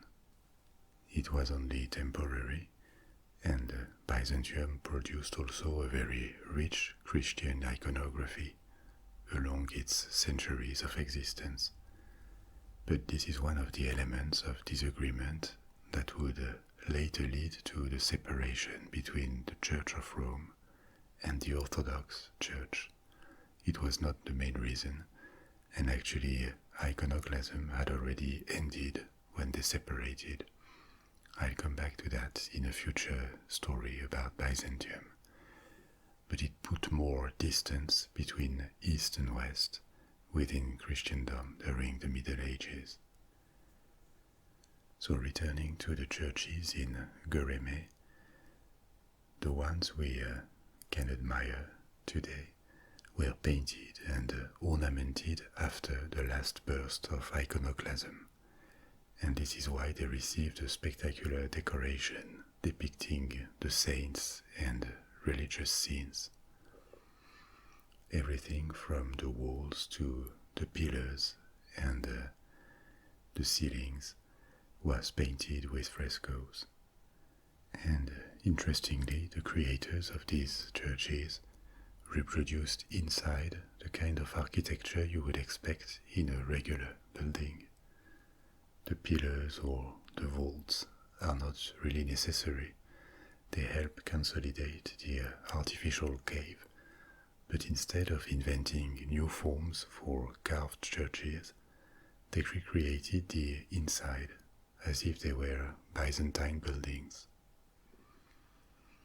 But even long before these churches were carved in the Middle Ages, inhabitants of Cappadocia had taken advantage of the soft rock for completely different reasons, to create shelters against invaders and political turmoil. The region was populated several thousand years ago already. Turkey is home to some of the most ancient sedentary settlements that we know of around the world. And Cappadocia found itself several times at the frontier between kingdoms or empires at war. There were settlements during the Hittite era, in the second millennium BC. The Hittites were an ancient Anatolian people. Anatolia is the old name of the peninsula between the Black Sea and the Mediterranean Sea that makes most of Turkey nowadays. And the Hittite Empire reached its peak in the 14th century BC. At the time it included much of Anatolia, plus Cyprus and parts of Syria and Lebanon. It clashed with the Egyptians for the control of the Levant. The Hittites were replaced by the Assyrians from Mesopotamia, present-day Iraq, then by the Persian Empire, the Achaemenids, the empire that Alexander the Great conquered. And after Alexander's death, when his empire was fractioned into smaller kingdoms, Cappadocia became a northern region of the Seleucid Empire after Seleucus, one of Alexander's generals. The region was disputed, invaded many times during the antiquity, and it didn't get better after the antiquity. Cappadocia became a frontier region when the Byzantine Empire tried to contain the Islamic conquest. Then it was overwhelmed by the Turks, the Mongols, by Timur, another conqueror from Central Asia. For extended periods of time, Cappadocians lived in fear of a sudden invasion that would wipe them out and destroy all of their possessions. They couldn't defend themselves against such powerful and numerous invaders, so instead they opted for hiding and discouraging invaders from trying to kill them or take them prisoners. And to do so, they dug entire cities underground. It probably started as mere holes connected with tunnels, and over time these structures turned into multi-level underground cities buried deep into the ground, and that could be sealed to prevent anyone from entering. This came with a lot of planning. They needed ventilation, food stores, individual or collective homes, lighting, water. But they did it, and one of these underground cities that we are now going to visit could shelter as many as 20,000 people together with their livestock. It is called Derinkuyu, and it is the largest known underground city in Cappadocia. It is believed that the embryo of what would become this city was carved in the 8th and 7th centuries BC by the Frisians, the people that populated Cappadocia at the time. They dug caves in the soft volcanic rock, maybe to provide shelter or storage space. These caves remained as such for centuries, until the late Roman period, when large parts of the Roman Empire had been Christianized, but the Western Empire had not fallen yet. At the time, Cappadocia was close to the eastern frontier and was at risk of being invaded from the east or the south. But Derinkuyu finally formed in the Byzantine era, at the time of Arab-Byzantine wars. These wars raged for a long time, and Byzantium lost a lot of territory from the 8th to the 12th centuries. At the time, Cappadocia was almost constantly at risk of razzias or bigger battles, and the inhabitants excavated more and more to find protection from these. Derinkuyu has at least 5 underground levels, each of them being an extensive network of tunnels, rooms, and staircases that connect the levels. It could be closed from the inside with large stone doors. This mean of protection was found in various underground cities. In a narrow passageway, a large round stone, like a stone grinder, could be rolled to close the way. It could be then reopened from the inside by a few men, thanks to levers, but it was almost impossible to move it from the outside, because invaders had no grip on the stone. Each floor could be closed separately, in case control of one floor would be lost. It wasn't just a shelter for a few families. Thousands of people could stay underground. They had stables for animals, cellars, storage rooms, refectories, and even chapels. Everything they needed to survive underground until the invaders were gone could be stored or found. Food, water. The underground levels were connected to the same wells they used at the surface. This provided air and water. The well worked like a ventilation shaft. On the second level, Derinkuyu has a large room with a barrel-vaulted ceiling. It is supposed to have worked as a school or a meeting place. And there is also a large cross-shaped church on the 5th floor. Every time it was used, Derinkuyu must have looked and felt like a giant ant farm for humans, with its maze of hundreds of rooms, tunnels and stairs. The 5th and lowest level is 60 meters underground. It seems the city worked well along the centuries, it was invisible from the surface to invaders unfamiliar with the region. They had no way to know people were under their feet, and they may have thought that they had just escaped with their possessions. Or maybe they knew about it, but it wasn't worth the effort of digging and fighting an attrition fight underground. In any case, Derinkuyu saved thousands of lives along the centuries, and there is no evidence that it was ever taken. The city was connected to the surface by multiple tunnels, some of them hidden under the houses or in rock formations, and the tunnels stayed closed once everyone was safe underground. All people had to do was wait and send scouts from time to time to check whether it was finally safe to resume their normal life.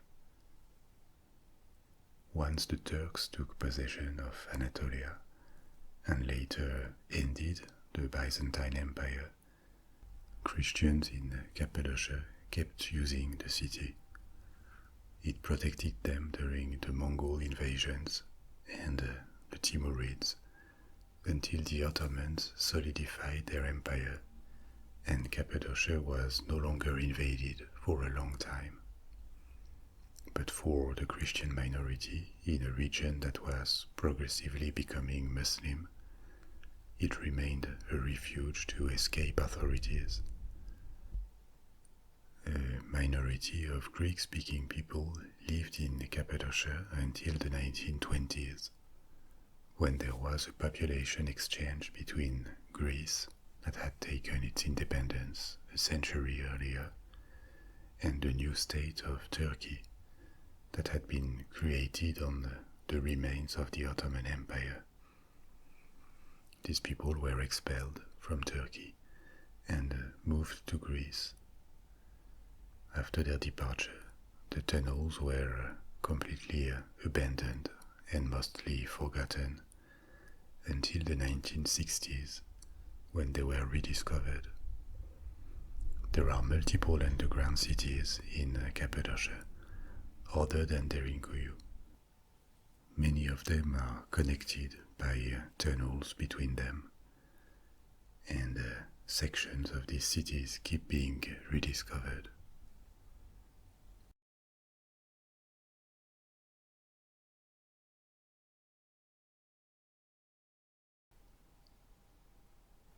To the extreme north of Scotland, there is a small archipelago called Orkney, the Orkney Islands. They are just 10 miles off the coast of Great Britain, and their proximity made them easy to access from the mainland for early inhabitants of Scotland. The Orkney Islands have about 70 different islands, and on the main one, long before the first stones were brought to Stonehenge, a Neolithic community built a stone settlement, a village, that remains very well preserved 5,000 years later. There were probably good reasons to settle on the Orkney Islands.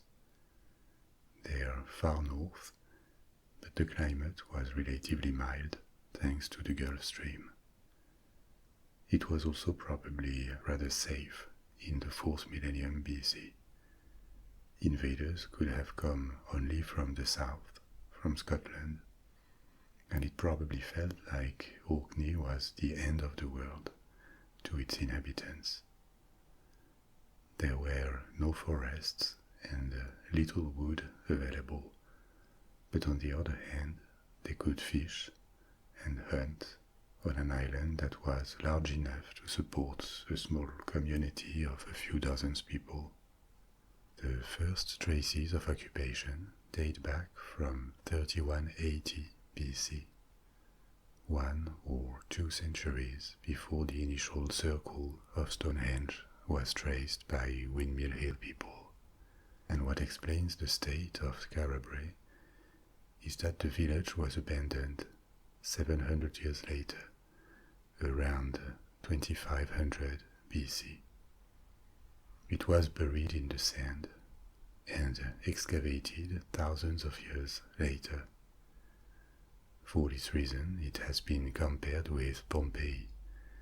Its state of preservation is extraordinary for a site that is older than Stonehenge or even Egyptian pyramids. The site was first rediscovered in 1850 after a big storm. The storm removed enough sand to reveal the outline of a village with a number of small houses without roof. The site remained unstudied and unprotected for a long time, but it was exposed to thefts and storms that threatened to destroy it. So in the 1920s it was secured and began to be investigated. At the time it was believed that the village was ancient, but from the first millennium BC, around 500 BC, which made it important but not extraordinary, because there are plenty of villages from the Celtic period. The reality appeared in the 1970s thanks to radiocarbon. Tests indicated that Skara Brae was from the 4th and 3rd millennia BC, and it was abandoned around 2500 as the climate in the Orkney Islands changed. It is believed that the climate was becoming colder and wetter. The village was buried in the sand, and many valuable artifacts were left. So maybe because of the comparison with Pompeii, some people imagined that it had been abandoned suddenly due to a disaster, maybe a storm. People would have fled as quickly as possible, leaving their belongings behind. But many investigators of the site disagree with this, because research showed that the settlement had been buried very progressively, maybe over several centuries. So there is no doubt the village was abandoned quickly, but we don't know why. It could be anything from an attack that would have left the houses untouched, or the whole population dying while they were outside. No one can tell.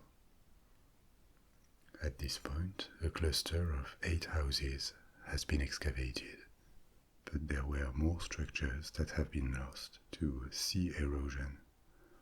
The village is now very close to the sea, but it was farther from it when it was populated. Other structures are still buried, and they've been left underground, like in Pompeii. This ensures that they remain preserved. So what do we know about the inhabitants of Skara Brae? This was the Neolithic, as discussed before, and this means their tools were made of stone and other non-metallic materials. They had wood, bone. They also used animal fur and skin, ivory, clay for pottery. The houses they built were half into the ground, and they used earth sheltering. That is to say, they were sunk into the ground, like hobbit houses. But this kind of earth sheltering existed in many different countries. It can be found in Iceland, in Ireland, and it provides protection against the wind and the cold. The winters in Orkney were cold, but the wind was also a fact of life. It blows constantly, and storms were frequent. Houses that are half buried and covered in earth are very stable and also well insulated, even though the inside may be a bit dark when there are no windows. Each house was relatively small. They measured around 40 square meters, that's 430 square feet, and consisted of a single square room with a stone hearth for heating and cooking. There was close to no wood in Skara Brae, and it is unclear what people used as fuel. This is also probably the reason why the village was built with stone and left such remains. Neolithic villages were almost always built with wood in other parts of Europe, and this is why houses left only traces. So for fuel they may have used turf or driftwood or maybe dried seaweed. Not only the walls were made of stone, they had pieces of furniture too: cupboards, seats, storage boxes, beds, and the village had a drainage system, including primitive toilets in dwellings. The community was fairly small, maybe around 50 individuals at any time, and apparently it was very egalitarian too, because 7 of the 8 houses have exactly the same furniture in the same place, as if the inside arrangement of houses had to follow very strict and specific rules. The 8th house is different. It doesn't have storage space or a dresser like the other ones, and instead plenty of fragments of bone and flint were found there. This suggests it was used as a place to make tools, a workshop for the community maybe. The inhabitants raised cattle. It is believed that they didn't practice agriculture, but maybe they did to a small extent because seeds of barley were discovered on the site. Remains also indicate that they ate a lot of seafood, which makes sense. Artifacts and symbols found at Skara Brae also shed light on their lifestyle and on the richness of their mental world. There are symbols carved into stone lintels and bedposts, and these symbols resemble an early form of runic writing. This was most probably not a writing system, but the symbols had a meaning. They reveal a degree of conceptualization and aestheticism in this community. And beside utilitarian tools like shovels or knives, they also had a production of ornaments made of bone, artifacts like beads or pins, and they probably painted their bodies too, a tradition that was widespread for centuries in Britain until the Roman conquest. They could have used red ochre. Red ochre was found in lumps in the village. Life was probably harsh compared with our modern lifestyle, but by the standards of the European Neolithic, it seems Skara Brae was a good place to live. The level of comfort and the longevity of the settlement, too. It lasted for tens of generations. This seems to indicate that they had found a way of living that worked, and they made the best out of the Neolithic technologies and out of their environment.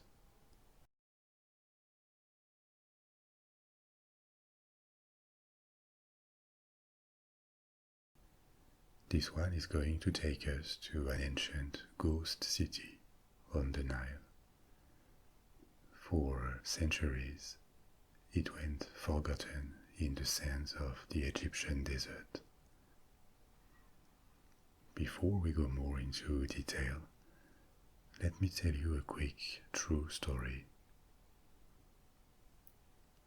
Once upon a time, in ancient Egypt, during the New Kingdom, when Egypt was wealthier, more refined and more powerful than ever, a new pharaoh ascended to the throne under the name of Amenhotep IV.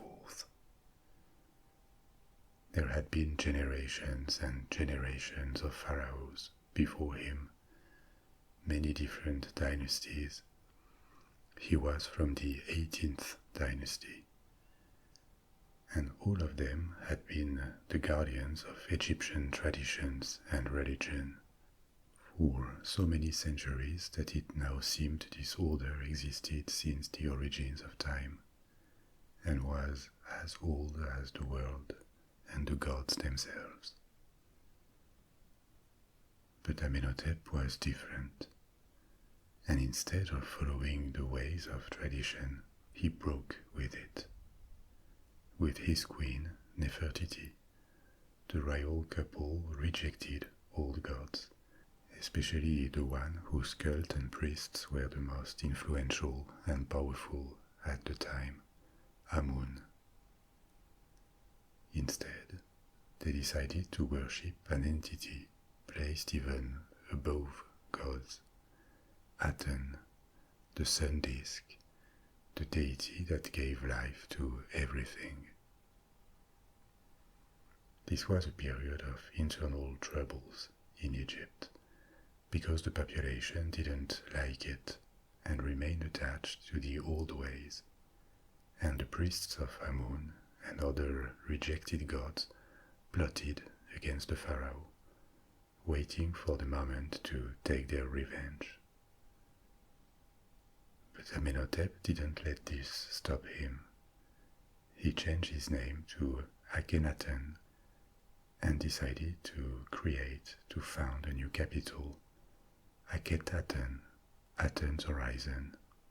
Akhetaten would replace Thebes and mark the beginning of a new golden age for Egypt, now under the protection of the Aten, the sun disk, the only deity that mattered. Under his rule, not only did the new pharaoh try to change religious ways, even the age-old Egyptian art that had barely changed in 2000 years had to reinvent itself.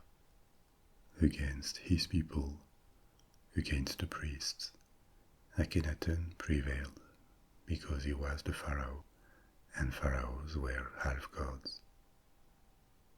Akhetaten was built in a few years on the Nile, halfway between Upper Egypt, the south, and Lower Egypt, the delta in the north.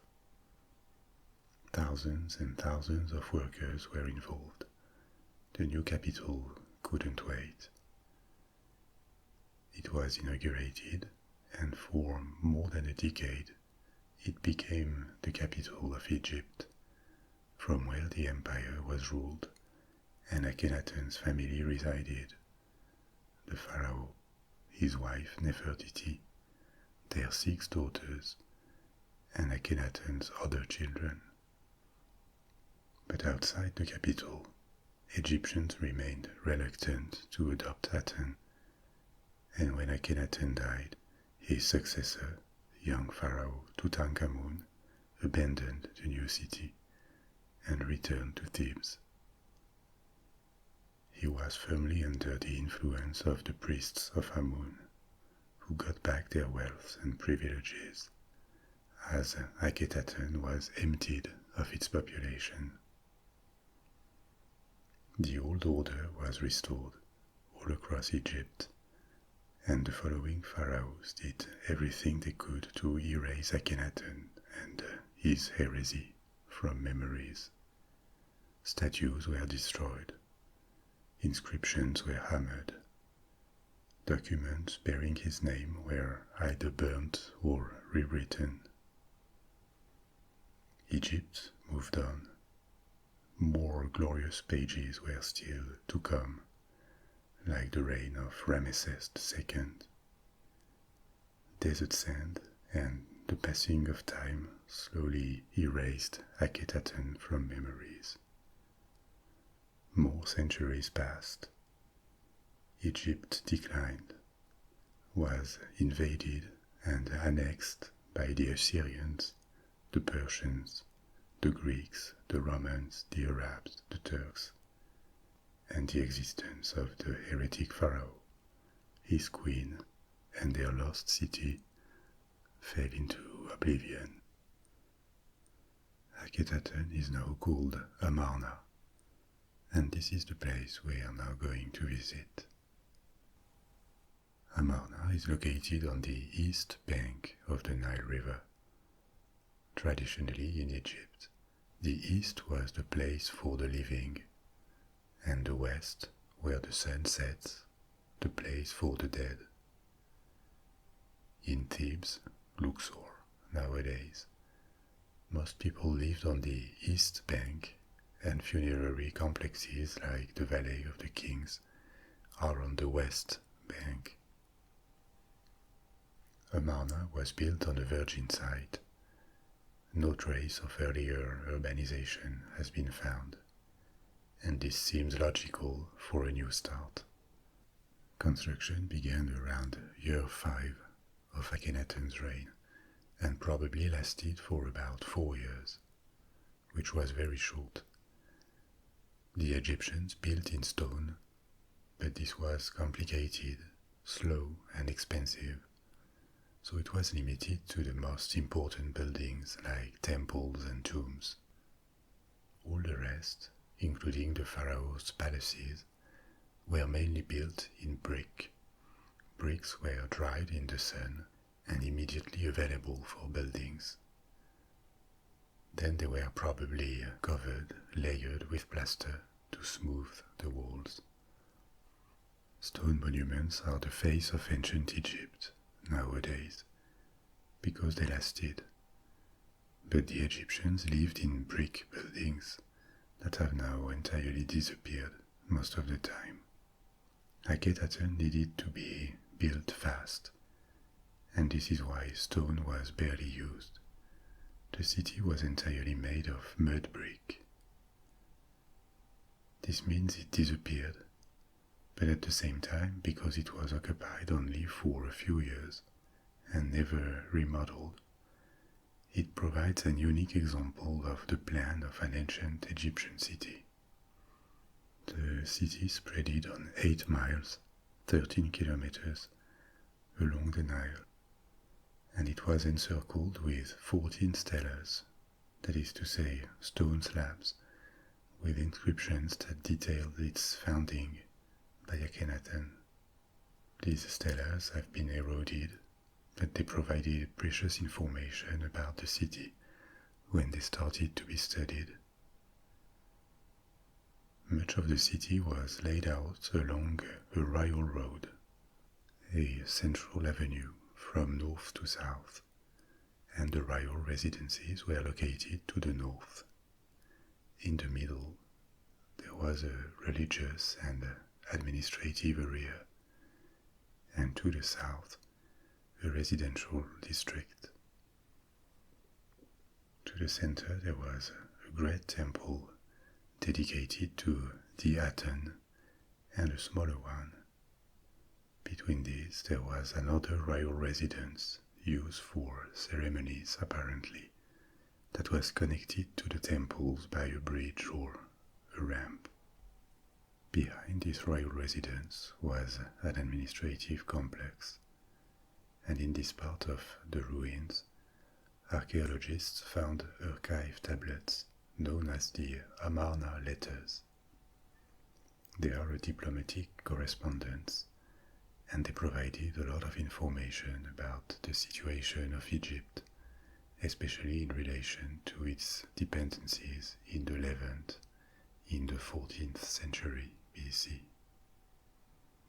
To the south, in the residential area, lived powerful nobles who built estates there, and the studio of a sculptor called Thutmose was discovered untouched and revealed a lot about the art of the period. A famous bust of Nefertiti, which has become one of the most famous Egyptian antiques in the world, was found there in 1912. It is in Berlin nowadays. Since the bust was discovered, Nefertiti has become famous as a model of beauty. It is true that this bust from the 14th century BC looks incredibly realistic, as if it was a classical Greek sculpture with exactly the kind of facial features that the Greeks, and to a large part Western societies nowadays, associate with feminine beauty: symmetry, thin features, a long and gracious neck. There are conflicting theories about the origins of Nefertiti. There is no doubt that she was born in an aristocratic family, but she could have been related to Akhenaten, a cousin, or even his sister. It was common for pharaohs to marry their sisters. Incest was prohibited in Egypt, but not for pharaohs. They were the one exception, because it was believed that royal blood shouldn't be diluted. But she could also have been a stranger, maybe an Anatolian princess, married to young Amenhotep for diplomatic reasons. What we know is that she had at least 6 children with Akhenaten, 6 daughters, and she was elevated to a higher status than probably any queen before her. She appeared almost as a co-regent.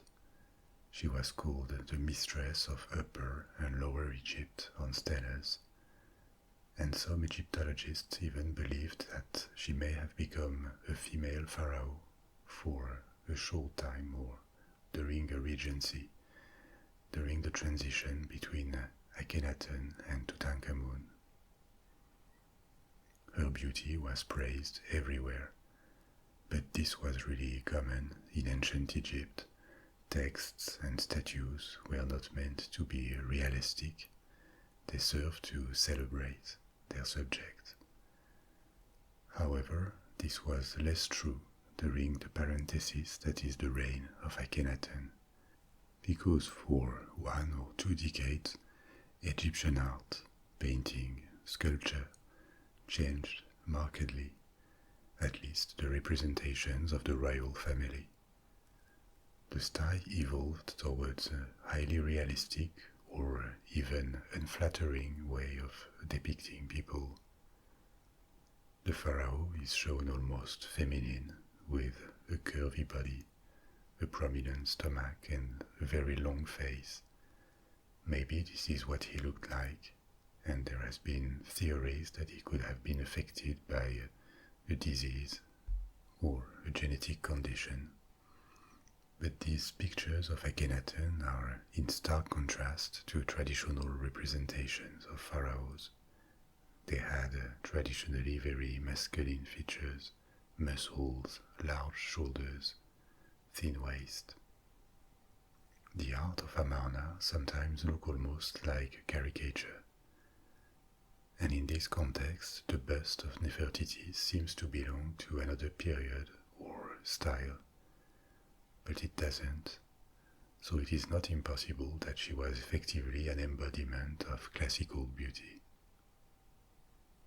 However revolutionary and surprising the revolution started by Akhenaten, it probably shouldn't be understood as just a spiritual move. Maybe there were more political power struggles behind it. First, because if he managed to impose an entirely new god to Egypt, it is probably because he was supported by the army. The Egyptian army under the 18th dynasty was a considerable power. At the time, Egypt was at the top of its prosperity. There were no internal threats, and the frontiers had been pushed away in every direction, especially to the east in the Levant and to the south in Nubia.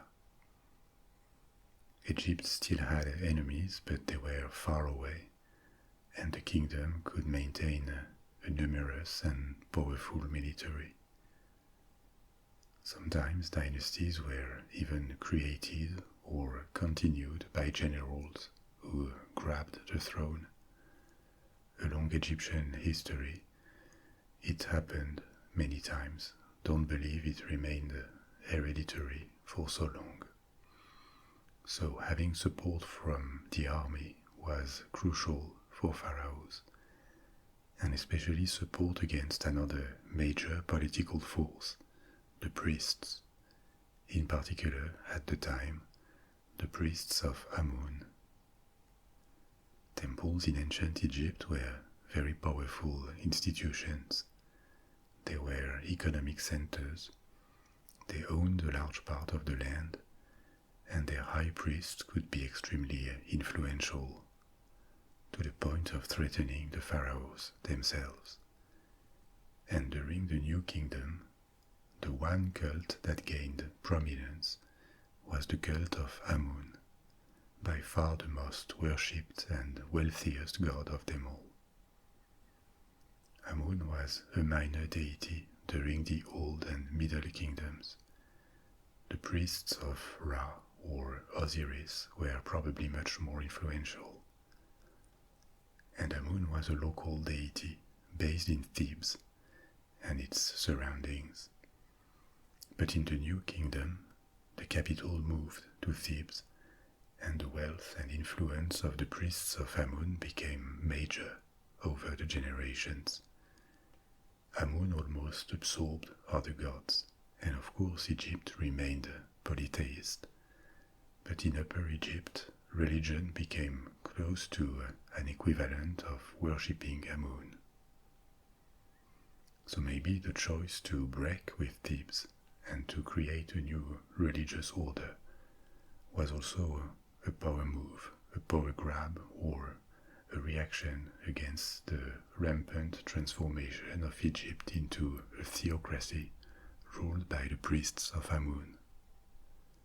The new religion imposed by Akhenaten was not really monotheism, which is the fact of proclaiming that a single god exists and other cults are irrelevant. It was more what experts call monolatristic, the fact of worshipping a single god, even though others may exist. Their existence was not denied, but they didn't matter that much to Akhenaten. Even in Akhenaten, other deities were revered, in fact, if not officially, then by at least some of the people who lived in the city. But despite the creation of this new capital and all the powers that pharaohs had, the cult of the Aten never really replaced old gods. And when the pharaoh died, traditions immediately came back in force. 2,000 years couldn't be erased in 15.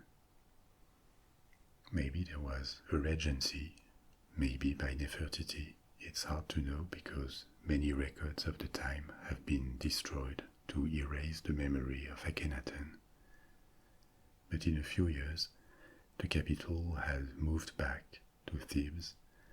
The priests had recovered their wealth and influence, and the city of Akhenaten was abandoned. Maybe it was partly destroyed to make it disappear quicker, but as it was made of brick and occupied for such a short time, it's hard to know. The site didn't fall completely into oblivion. There are also traces of occupation nearby 15 centuries later during the Roman and early Christian periods. But bit by bit, the ruins became invisible from the Nile. Sand covered everything, and the memory of the city was lost. It is only in modern times, starting with Napoleon's expedition in Egypt, and then many more scientific missions, including the German one that unearthed Nefertiti's bust a century ago, that the history of Amarna, the modern name of the city, and the lives of Akhenaten and Nefertiti came back to light. The ruins are unimpressive nowadays. They are not really visited. Only archaeological missions keep working on the site in the hope of better understanding this very particular, unique moment in the history of ancient Egypt.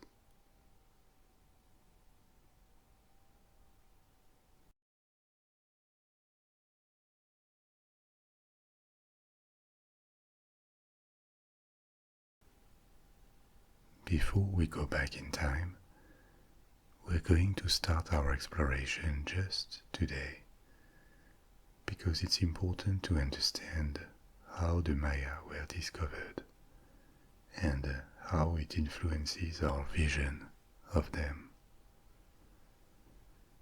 The Maya were never a single people with a common sense of identity, like, for example, the ancient Egyptians or the ancient Greeks. Maya is a modern, collective term given to the peoples who lived in the region where the civilization flourished, but they never considered themselves a single population, and differences remained between these peoples, as far as we know. But we're going to see that a lot remains unknown when it comes to the Maya. There was not a single state in the region, like an empire that would have unified different peoples. It is more like the ancient Greeks, the Phoenicians, or the Etruscans, to take references in the antiquity. Maya peoples and cities had a civilization in common. They knew each other, they traded, they went to war, and they made diplomacy. But it doesn't mean they were unified under the same ruler. The region where they lived consists of the south of Mexico, all of Guatemala and Belize, and parts of Honduras and El Salvador. In this Maya area, there is a diversity of landscapes. The climate is tropical, but there are plains, forests, and even mountains. A big part of the area is the Yucatan Peninsula, and this is for the most part a vast plain with hills. Some parts are densely forested, others are covered in scrubs, and there's a lot of coastline on the Caribbean Sea and the Pacific Ocean. This area is part of a larger region called Mesoamerica. Meso means in the center of, or in between. But Mesoamerica is a different concept from Central America, even though it covers broadly the same area. Mesoamerica is a region, but it is mainly a cultural or civilizational area, and the term is used by archaeologists and historians. It is considered a cradle of civilization. There are others around the world. A cradle of civilization is a location where advanced civilizations have emerged independently. It doesn't mean they had absolutely no contact with the rest of the world, but they had their autonomy, and they did not replicate a cultural heritage from another part of the world. It is generally agreed that the region called the Fertile Crescent, from Mesopotamia to Egypt, is one such cradle of civilization, and so are ancient China and ancient India. Mesoamerica is another one, where for several thousand years different peoples have risen. They have adopted cultural traits and technical knowledge. They have developed these traits eventually and transmitted them. The cradles of civilizations are the places where the first cities were built, the first writing systems were invented, where many discoveries happened before they spread to the rest of the world. However, it's never obvious what constitutes a civilization. There is always something subjective in the concept. We consider civilized certain societies also because they have characteristics that we have as a society, and because they left remains, especially their architecture. When there are no physical remains, buildings or writings, there cannot be a civilization in our view, and it's understandable because there is not much to study in that case. But let's bear in mind that the term civilization is not obvious.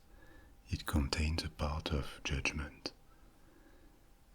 The criteria most scholars agree on when defining a civilization are the presence of agriculture, the existence of cities, metallurgy, a society with a hierarchy. People belong to different classes, and their roles are different within this society, and also the existence of monumental architecture. The Maya check all of these boxes, and so did various civilizations that existed at the same time or followed them in Mesoamerica. In the entire region, these cultures also shared specific traits, like an advanced astronomical knowledge, the practice of human sacrifice on a much bigger scale than anything we know of in any other ancient civilization around the world, and a certain vision of the world. They believed the world was divided into three parts: a celestial realm, the earth, and an underworld, and that the world was divided into 4 divisions aligned with the cardinal directions.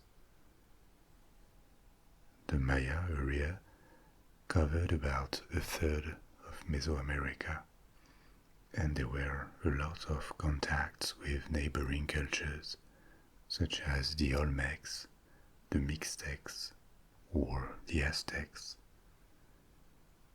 It is estimated that the first sparks of civilization appeared in this part of the world around 8,000 years ago, when the early inhabitants of Mesoamerica domesticated plants, which led to the establishment of sedentary societies based on agriculture.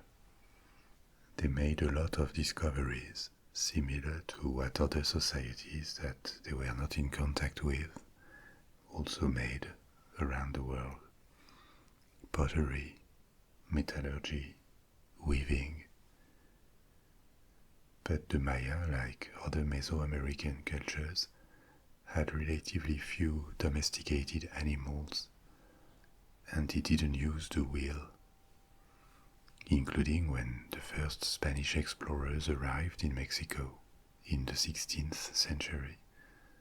They found societies that had reached a relatively high level of technical knowledge, maybe similar to that of the late Roman Empire.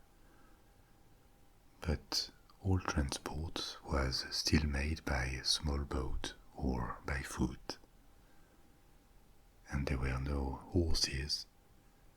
Actually, there had been horses in America several thousand years ago, but they went extinct, and then they were reintroduced to America by the Europeans. It is unclear exactly when the Maya developed their civilization, but traces found in Belize and Mexico point to around 2000 BC. That's 4,000 years ago, and this is the time when settlements appeared, where pottery and little figurines were made, probably in small villages. These villages grew, and some of them began to form cities with large temple structures. We will explore various cities tonight, some very famous like Tikal or Chichen Itza. But one of the earliest documented cities is called Nagbe. It is in Guatemala nowadays. Habitation began on the site of Nagbe around 1400 BC, and by the 8th century BC, the city had already very large buildings, including a pyramid and several palaces. I will tell you later about Maya architecture and urbanism too, because one feature of Maya cities is that structures were connected by roads, causeways, and cities could be connected between them too. There is evidence from murals that were excavated a few years ago that they had a writing system already by the 3rd century BC.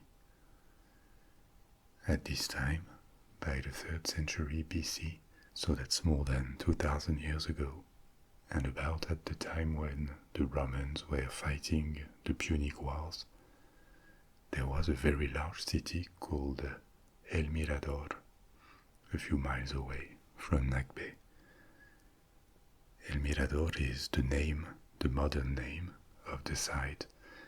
The Maya name of the city has been lost, and this site was discovered deep in the jungle of Guatemala in 1926, but it received little attention until it was mapped for the first time in the 1960s and explored in the following decades.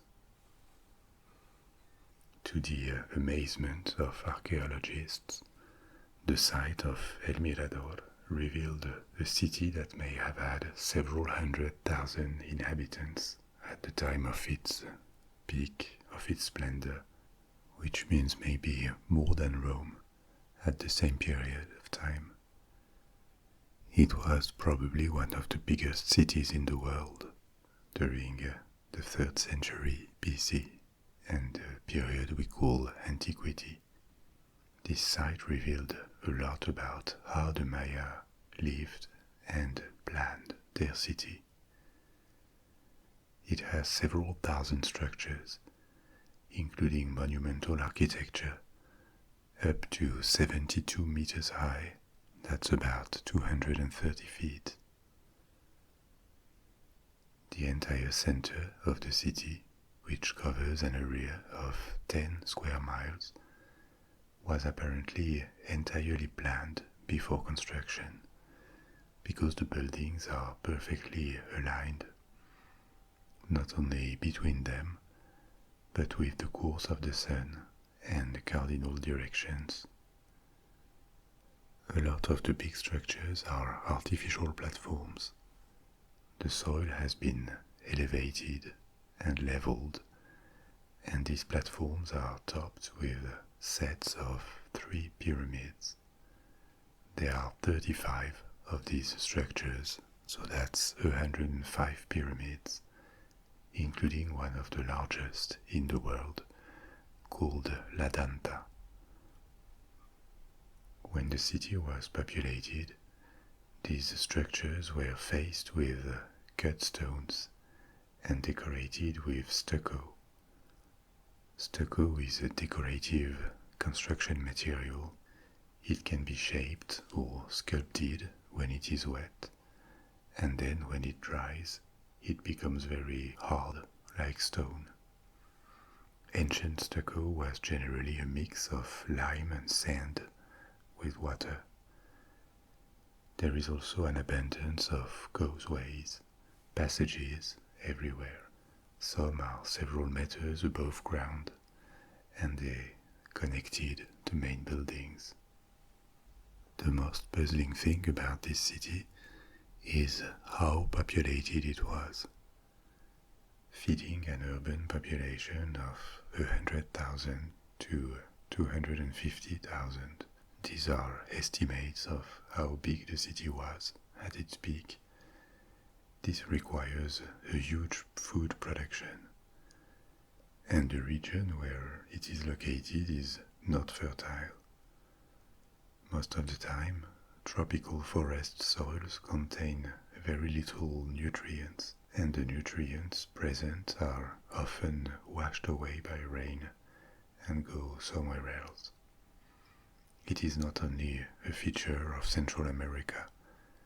For example, the soils in the Amazonian forest are very poor, and when the forest burns, it may take a very long time to grow back, and it may even never come back and turn to a desert if the nutrients are taken away by rains. So how did the Maya do to feed such a city? They developed a system that was very productive by transporting mud from swamps several miles away from the city. Thousands and thousands of tons of mud were moved, transported, and put on artificial terraces for intensive cultivation. The mix of mud, rich in nutrients, and forest soil was very fertile and suitable for crops like corn or beans. When the ground was depleted of nutrients, they just added another layer of mud to reinvigorate it, like a fertilizer. The city of El Mirador apparently thrived more than 2,000 years ago, but in the 2nd century AD, it was completely abandoned, together with other cities in the same area. It isn't clear why this happened. Maybe there was an external threat, like a war, because the remains of a large wall circling most of the city were discovered, and these walls date from the last decades of occupation. Another aspect that could have made it decline could be soil erosion due to deforestation. The Maya were probably big destroyers of forest space, not just for a vital space where to build their cities and cultures, but also for their architecture, decoration, and art. The more their civilization became refined, the more plaster and stucco they used to cover their buildings, including their houses, their floors, or even ceramics, because this coating would be easily painted and it had decorative qualities. But the production of these materials required a lot of wood to burn. For example, archaeologists estimated that the production of 1 ton of lime cement required about 5 tons of limestone and 5 tons of wood. So it is likely that the deforested area around the city grew larger and larger, meaning that the supply of food was increasingly far. And this soil, without vegetation, could have been washed by rains, so that the city created a desert around it. Plants were immediately cut when they tried to grow back. In any case, around the 2nd century AD, the city was progressively abandoned. The same site was partially reoccupied several centuries later, and some of the ruins repaired. Maybe vegetation had had time to return to the area, but the second occupation was short-lived, and it ended for good around 900 AD. Then, over more than 1,000 years, the forest slowly covered the surroundings and the city itself, making it disappear from memories. What had been one of the largest cities in the world was erased. Even the locals didn't know the ruins were there, or they knew only about a very small part of them. Until the 20th century, when the site was rediscovered and its magnitude revealed, El Mirador once was one of the highlights of human civilization in the entire world. Among the remains found at El Mirador were numerous ceramics that revealed the refinement and also the writing system of the Maya. Their language did not entirely disappear in our days, it evolved. Linguists estimate that 4,000 years ago, around 2000 BC, there was a single Maya language called Proto-Mayan, and it would have been spoken in a small region north or west of modern Guatemala. As the Maya area of influence spread, this language evolved into different Mayan languages that are part of the same family. These groups of languages include Huastecan, Mamean, or Yucatecan. There are more of them, and they kept diverging during the pre-Columbian period. Maybe people speaking languages from these different groups could understand each other to some extent, or catch words, a bit like nowadays Spanish and Portuguese, or Danes and Swedes can understand each other more or less, even without speaking exactly the same language, because their mother tongues have a lot in common. There are about 30 different languages, all coming from Proto-Mayan, that still exist today. They are spoken in the south of Mexico and Central America. But despite the divergence in languages, a lot of Maya texts from what archaeologists called their classic period. Dates can be different depending on the schools and the sources, but it was roughly from the 3rd to the 10th centuries AD, in the first millennium, the peak of Maya civilization. So most of the texts from this period are written in the same language all across the region, a language called Cholan, and this is independent from the local language. Cholan may have been to the Maya what Latin was in medieval Europe, a mean of communication or a prestige language spoken by the elite and scholars. It seems Cholan served as the diplomatic language or the language for trade too. And this language was written. The Mayas had books and engraved texts too. Unfortunately, most of the books were destroyed by order of the Catholic Church after the Spanish conquest in an attempt to convert all the natives to Christianism, and only 3 or 4 of these books survived. There is one in Madrid, one in Dresden, and one in Paris.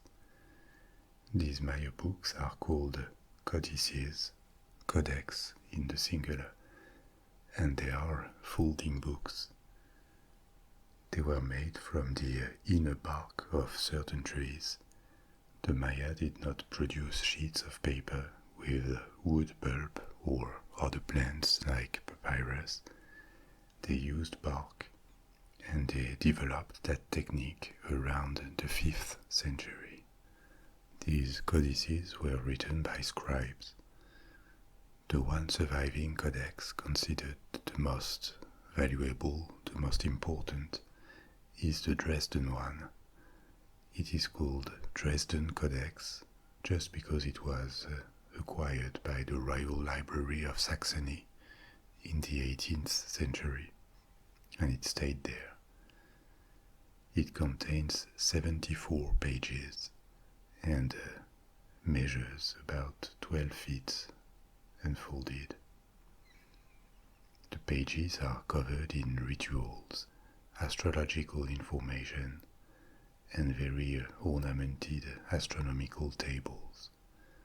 And these tables contain information on eclipses, equinoxes and solstices, the cycles of Mars and Venus, and they probably helped the Maya plan the calendar year, the agricultural cycles, and their religious ceremonies. This codex also provides a lot of information about their gods and their goddesses.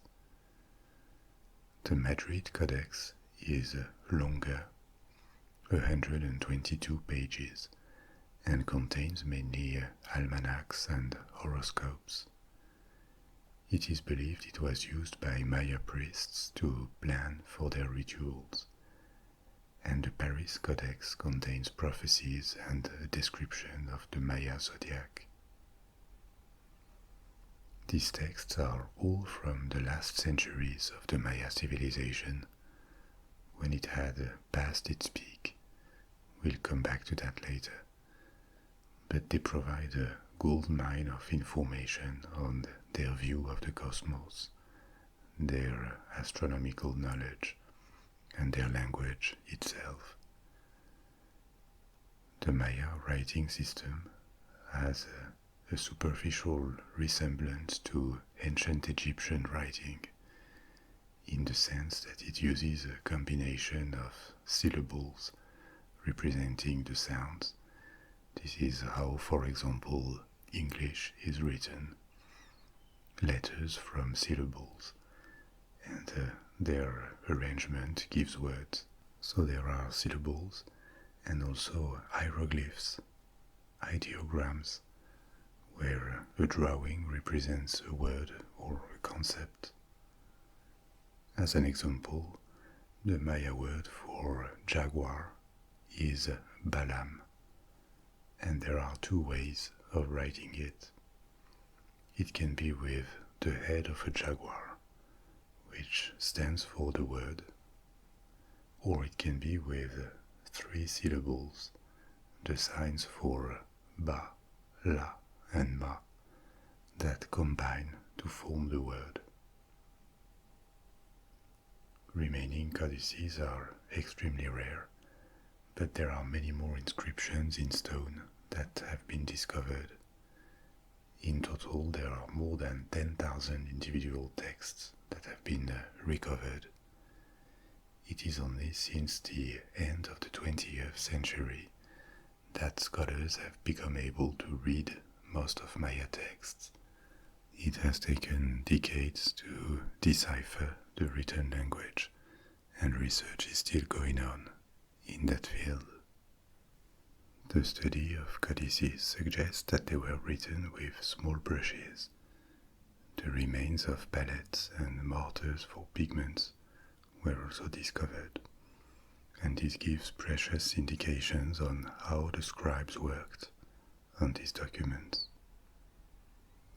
There are representations of female scribes in Maya art, suggesting men and women alike could be literate, but commoners were not, and it is likely that only the aristocracy had access to this knowledge. There was also apparently a status attached to the function of artist or scribe. Some texts are signed, and so are many sculptures, which were sometimes signed by various persons. But let's return to their history for now.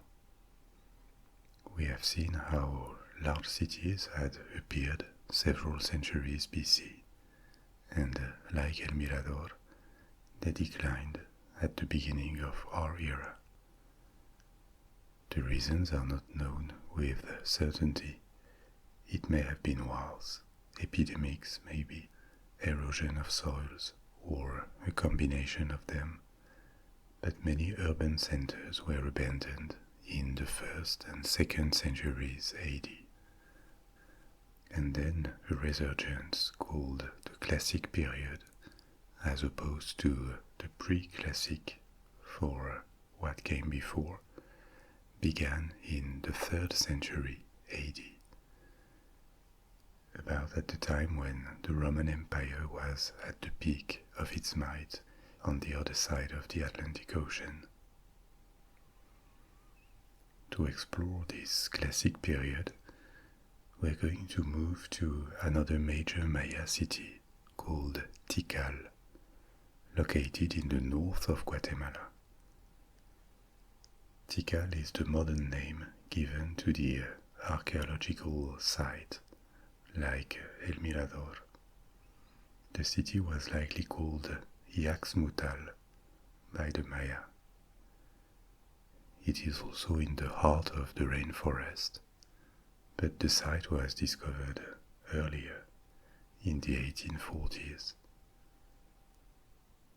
At this point, thousands of structures have been identified at Tikal, from tombs to palaces to pyramids, but only a fraction has been studied. The city was abandoned in the 10th century, and it fell into ruins, but its history is one of the best documented in the Maya region, thanks to all the inscriptions found across the site. They have been studied for decades already. Tikal already existed before the 1st and 2nd century decline of Maya cities, but it survived this period, and it flourished for centuries, especially by the end of the so-called Classic period in the 9th century. The city was the capital of a successful kingdom. The politics of the Maya region have been compared with ancient Greek cities or Italian cities of the Renaissance. There were city-states with a main city and smaller ones in its area of influence. And the city-states competed or collaborated between them. Tikal may have reached several tens of thousands of inhabitants, anything ranging from 10,000 up to 120,000, the population peak being in the 9th century.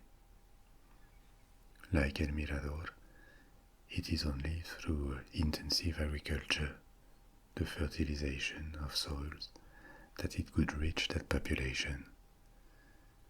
It is estimated that up to 500,000 people could have lived in its area of influence, 80% of them in smaller cities and villages that were connected to Tikal by a dense network of roads.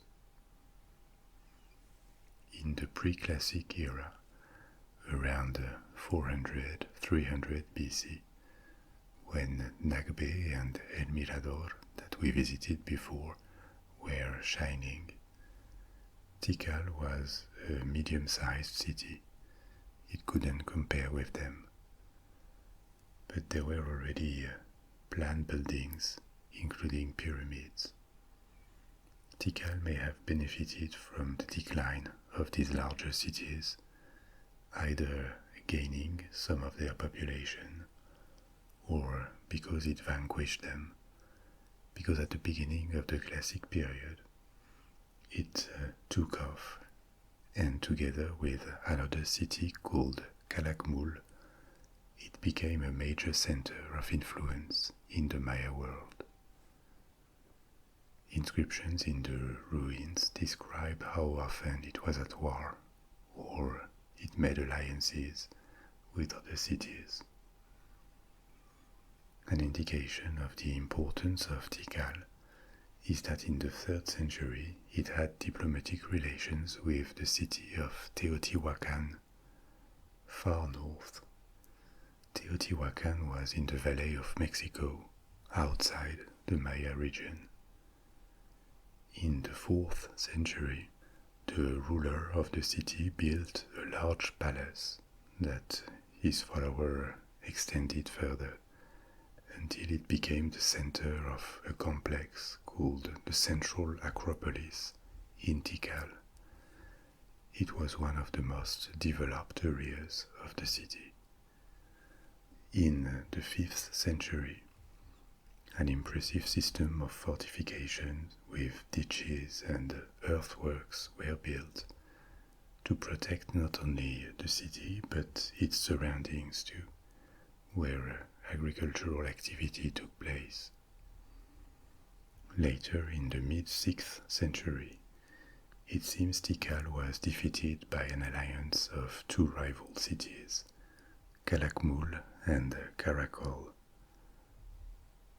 During decades, no new structures were built, and according to texts engraved in stone, the king was captured and sacrificed by his enemies.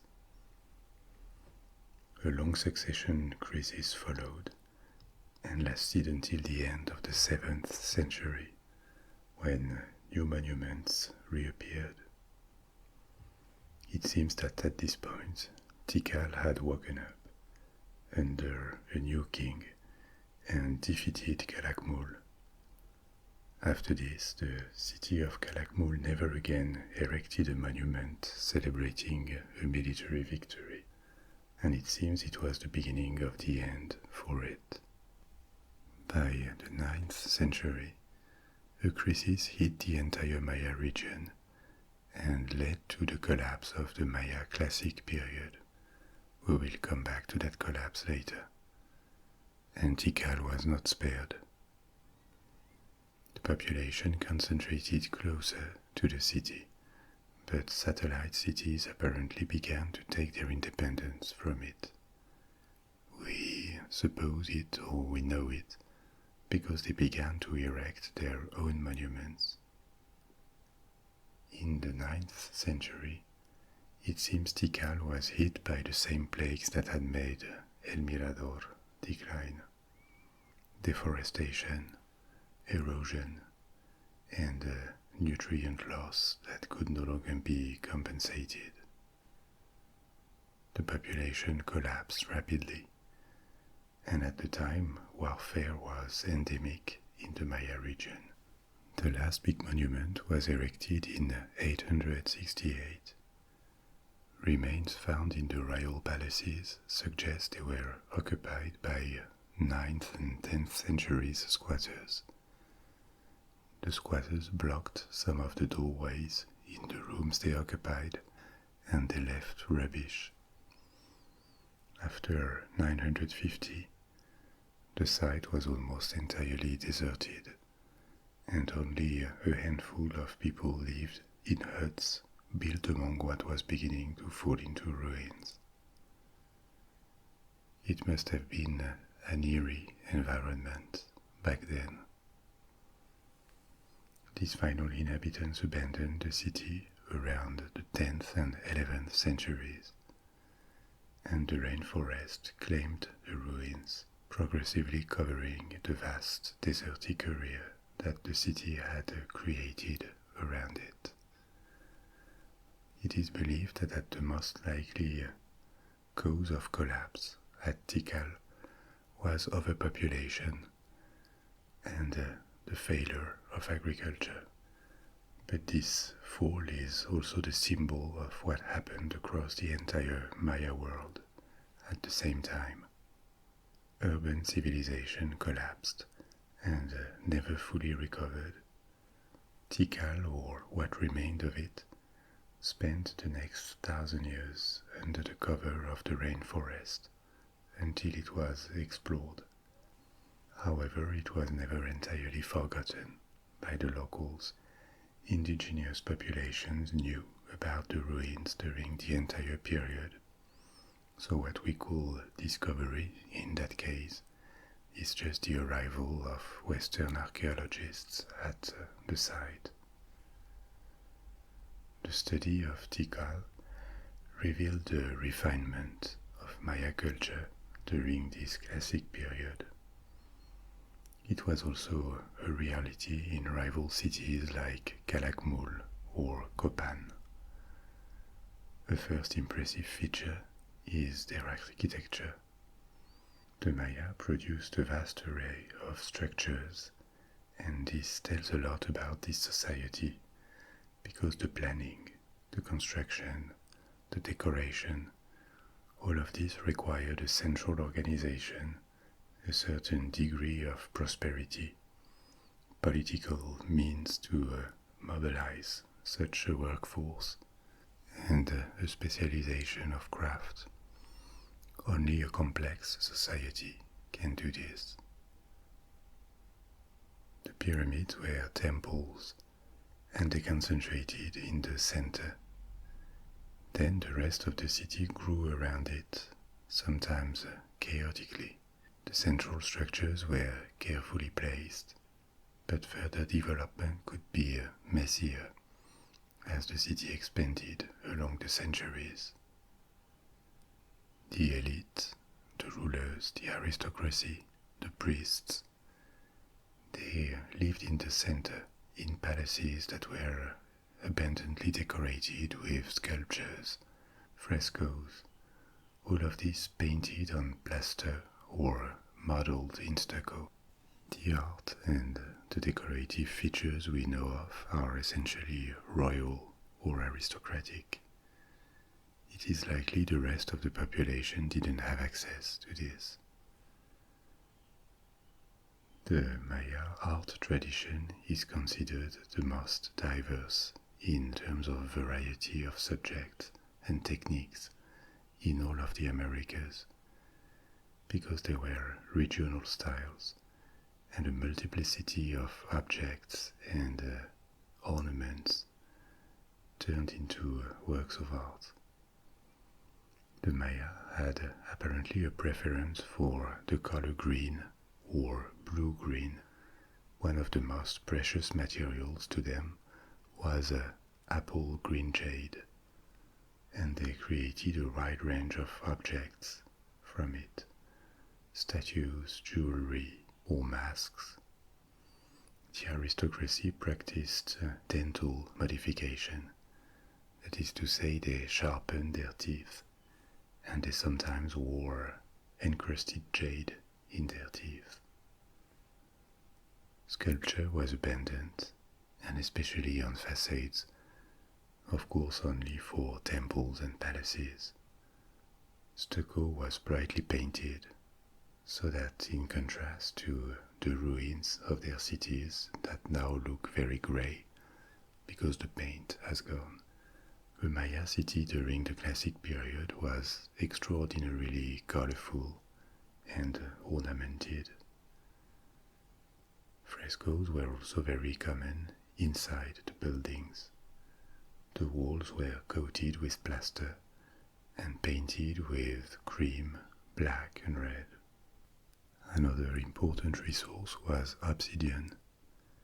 It served utilitarian purposes for everyday life, for example for knives or arrows, but it could also be sculpted or crafted into decorative objects that had no function as a tool. This is lesser known because they have been mostly lost under the wet and hot climate, but textiles were also important to them.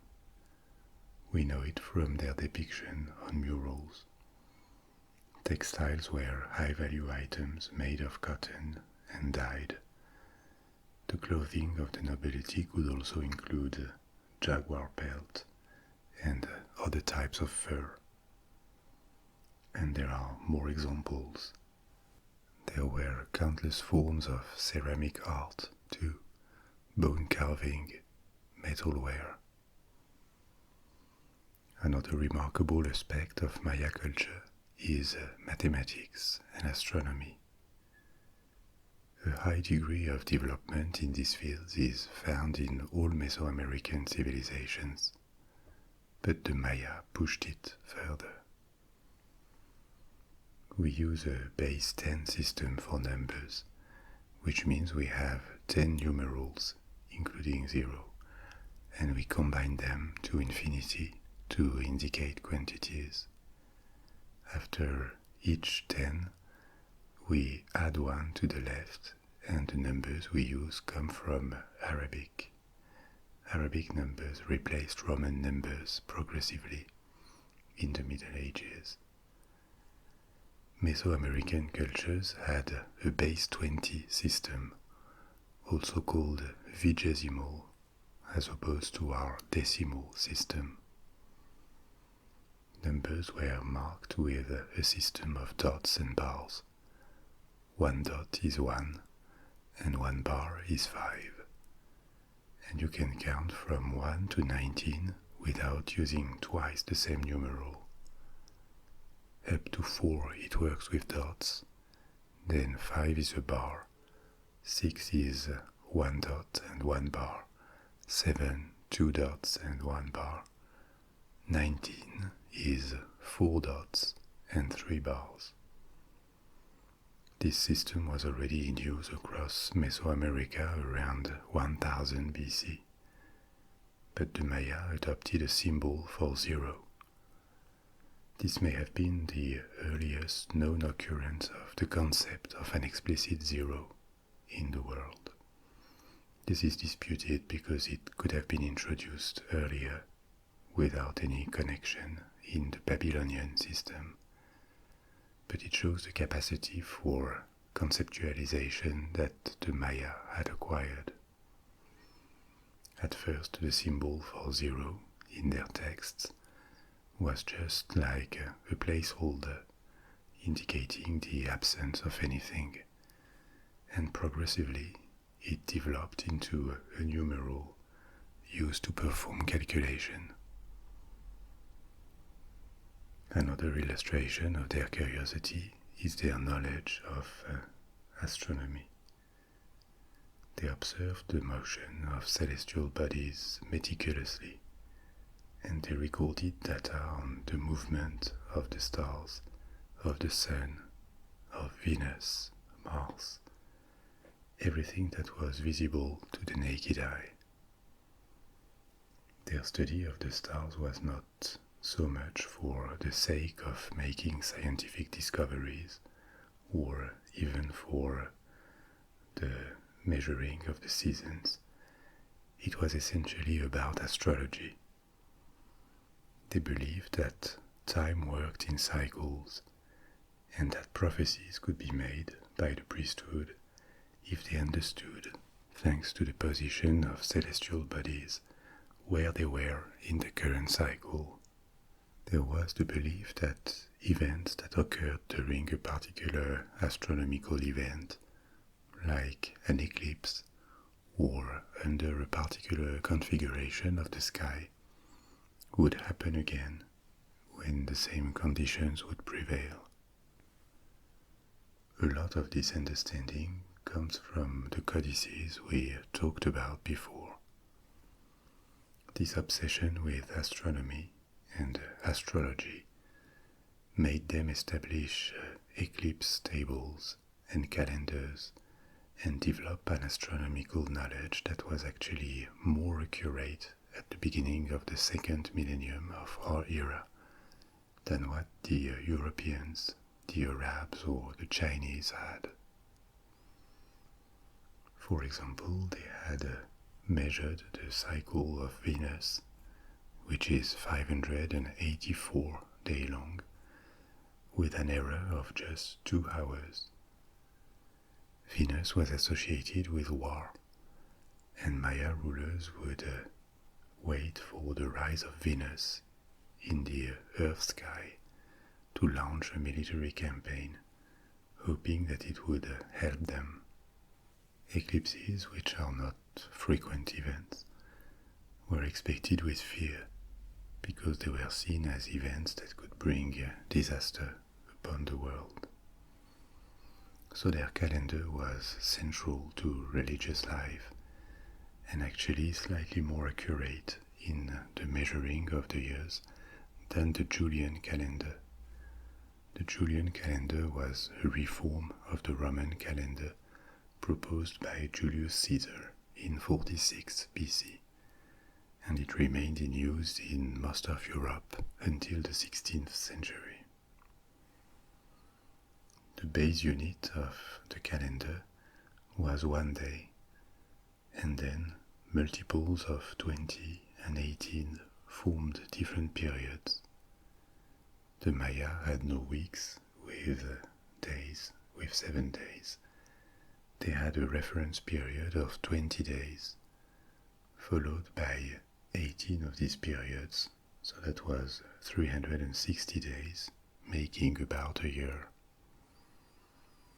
And then there were other cycles, always multiples of 20, 20 years, 400 years, and so on. The end of these cycles was charged with meaning and seen as the beginning of a new era. The longer the cycle, the most significant its renewal. Religious beliefs were also very important, and to explore them, we're going to move to yet another mythical city, this time in Mexico, and from the late period of Maya culture, Chichen Itza. Chichen Itza is a late Maya city located in the Yucatan Peninsula, and its exploration by archaeologists in the 19th century contributed a lot to the interest in Maya civilization. The core of the city developed between 750 and 900 AD, at a time when cities from the classic period were already into decline or close to.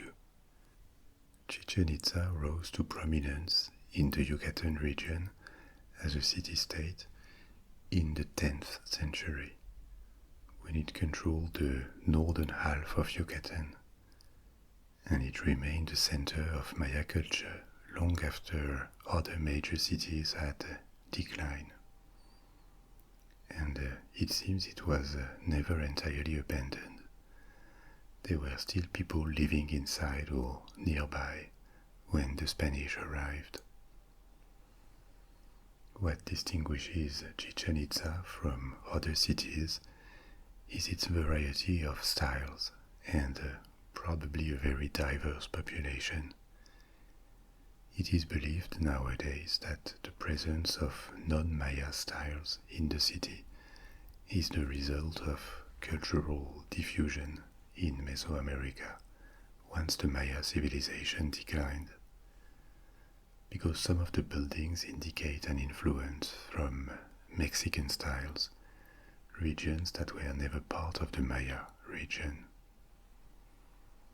A particular feature of northern Yucatan is that the surface is relatively arid. There are no visible rivers, but there are rivers running underground, and their water is accessible thanks to sinkholes called cenotes or cenotes.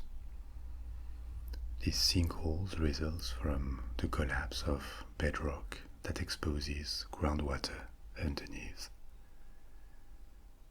They provide plenty of water to the population, and there are various around the site.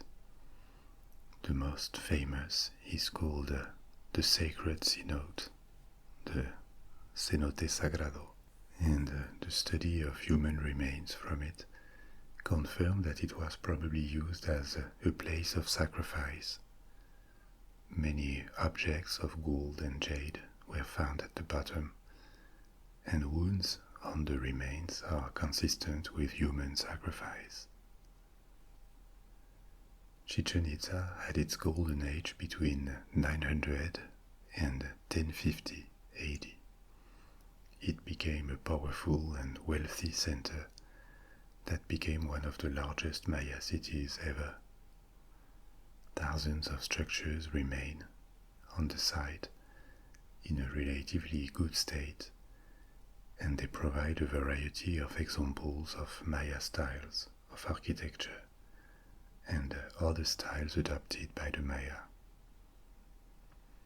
An example of this is a temple of Kukulkan, also known as El Castillo, the castle.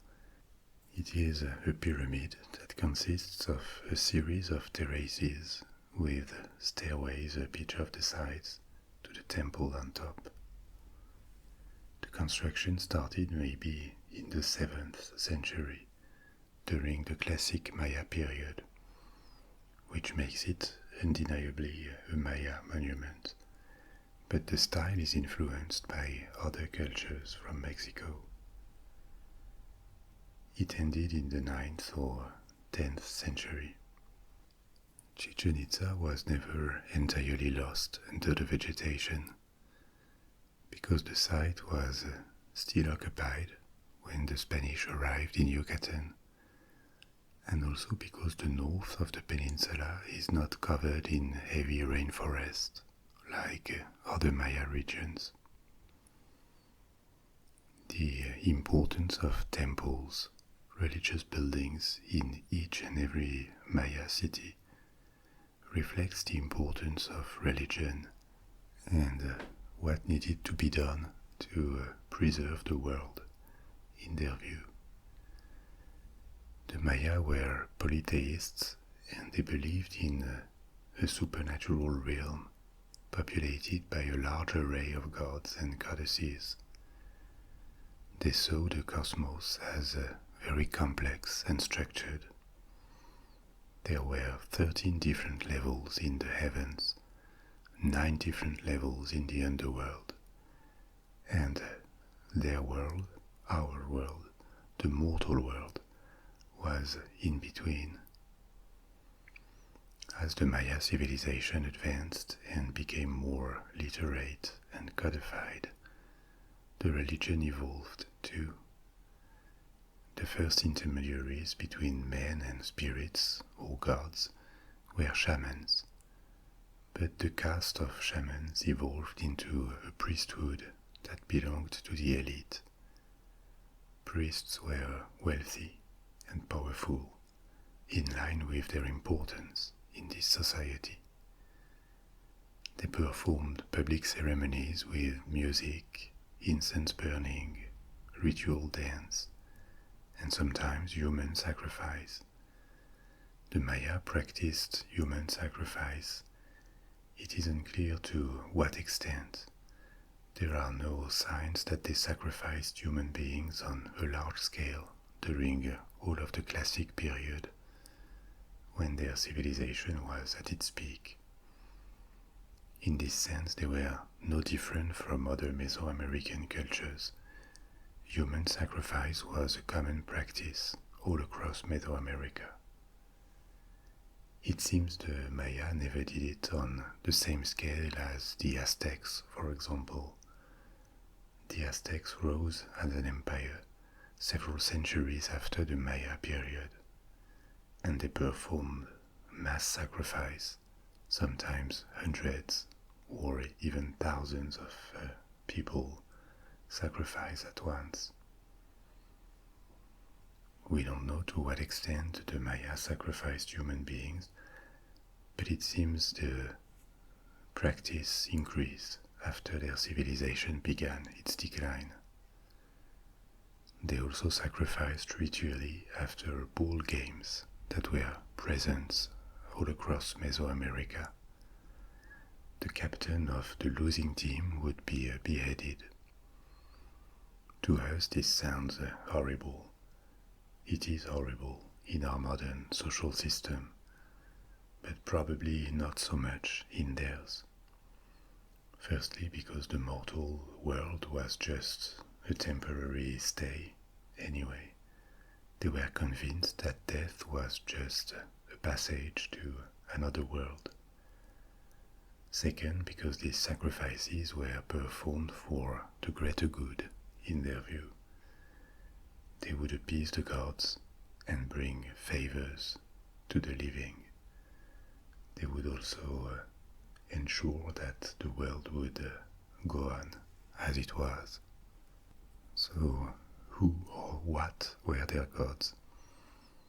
There is a tradition in the Old World that associates deities with specific functions. Pantheons may be very different from Mesopotamia to India, ancient Greece, or in Norse mythology. But gods from all these pantheons had something in common. They were in charge of a particular field: war, justice, death, love, the sea. They were supposed to have different powers and even personalities. Not really in Maya vision. The function and importance of each deity could change with the calendar, and even the function attributed to individual gods or goddesses could change depending on the movement of celestial bodies. Gods could take different aspects depending on the period, and they all had 4 different manifestations associated with the cardinal directions. We don't precisely know the Maya pantheon, but there were deities like Itzamna, the creator of the universe, who could also be a sun god. It changed aspect with the course of the sun. There were 4 Pawatuns, creatures that supported the 4 corners of the mortal realm, and 4 more performing the same function in the heavens. There were various storm gods, and also 9 lords of the night, 1 for each realm of the underworld. A lot of information about this mythology comes from a text called the Popol Vuh, which was written by Maya people in the 16th century, so after the Spanish invasion, and translated to Spanish. But there were many more deities, some entirely forgotten, and others that were probably specific to a particular region or city of the Maya world. At the end of the classic Maya period, so that's the 8th, 9th centuries, the Maya began to worship feathered serpent deities. This worship was spread all across Mesoamerica. The name of the feathered serpent in the Yucatan, so in Chichen Itza, was Kukulkan. The temple of El Castillo in Chichen Itza was devoted to it. The cult of Kukulkan was influenced by a similar god from central Mexico, Quetzalcoatl. One thing that apparently stayed unchanged during the entire Maya civilization was the importance of priests in the society. The cosmos and the mythology were very complex. Anticipating the movement of celestial bodies and time cycles was crucial, and the priests were the guides that helped rulers and commoners navigate this very complex and dangerous world. Now it may have worked both ways. Priests elaborated all this complex system, this complex mythology, because it served them very well, maybe. But they were definitely a part of the elite in a society that was strongly divided. The Maya society evolved constantly over several thousand years, and it grew more and more complex. By the 7th, 8th or 9th centuries, the population had grown a lot, and there were hundreds of cities with their political hierarchies, their alliances and their wars. It seems this relative prosperity made the wealthy segment of the population multiply. We know it through the multiplication of palaces and large houses. Maybe even a middle class appeared, made of artisans or low-ranking priests. But overall, the vast majority of people were commoners, farmers, servants, slaves. At the top of the society were the kings. They were supreme rulers, and over time they became half-gods. They would sometimes also be the high priest of the most worshipped deities in the city. Their power was hereditary and passed to their male heir, except when there was no male available and it could be passed to a queen to avoid the extinction of the dynasty. Heirs and kings had to be military leaders too, and would better prove their value by taking captives to show their legitimacy.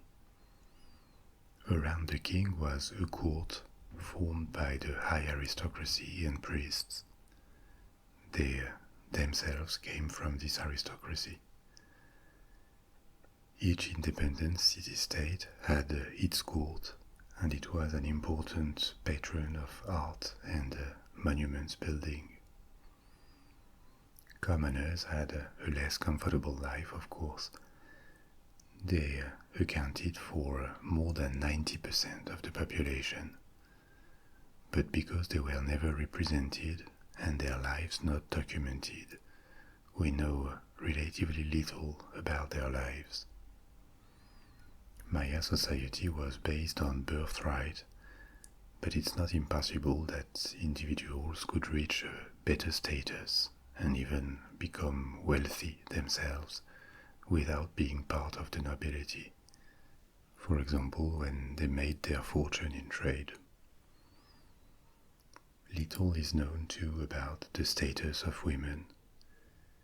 This society was fiercely patriarchal, and they were probably limited to domestic activities.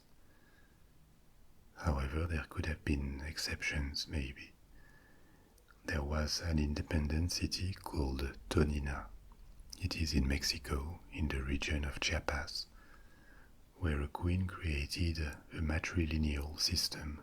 That is to say, the throne was passed from mother to daughter.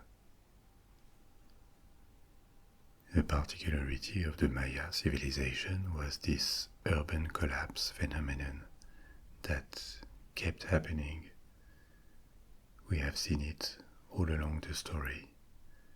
Cities could flourish and grow for several centuries sometimes, but at some point there was something unsustainable in the system that made them collapse and be abandoned.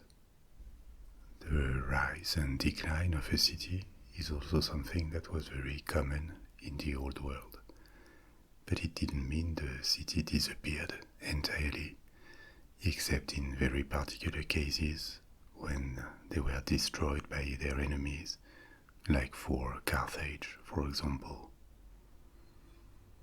By the 10th century, a broad decline took place in most of the Maya region, and many large cities were abandoned. Not all of them. For example, Chichen Itza survived this decline, but most of the cities that had dominated the classic period in the first millennium, like Tikal, Karakmul, Palenque, they collapsed.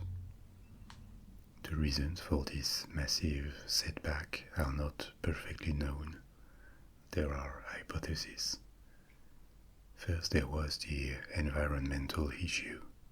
Cities depleted their surroundings from nutrients and they ruined the soils due to erosion, which ultimately made them unsustainable after several centuries. But this had happened before, and it doesn't explain a general collapse in the region. So it may have had to do with endemic warfare, between cities may be caused by overpopulation. In any case, by the end of the 10th century, a majority of cities had visibly declined, their area of influence had decreased, and their population had dropped when they hadn't been entirely abandoned. Chichen Itza lasted longer until the 11th century, and after the decline of Chichen Itza, it seems there was no longer any dominant power in the Maya world. This new period, that lasted until the arrival of Spanish conquistadors, is called post-classic. It is a period of decline in the sense that the big architectural and cultural achievements were now over. But it was not the end of the Maya. The different regions of the Maya area went even more fragmented culturally, but new cities of a more modest size appeared. When the Spanish arrived in the Yucatan, they found towns and marketplaces that were maybe the shadow of Maya classic achievements, but the Maya peoples were still there, with a culture that differentiated them from the rest of Mesoamerica. The first contacts happened in 1511. A Spanish caravel was wrecked in the Caribbean, and a Maya lord captured a dozen survivors on the coast of Yucatan. Two of them managed to escape, and the others were sacrificed. At first, the Spanish focused their conquest of Mexico further north, against the Aztecs. They captured their capital, Tenochtitlan, in 1521, and after that they attacked to the south, starting an invasion of the Maya area that was fragmented into multiple kingdoms and city-states. It took 20 years, until 1546, to control all of Yucatan. But the last Maya city fell much later, in 1697, ending the last independent remnant of one of the most ancient civilizations in the world. The Spanish invasion brought disaster upon the Maya.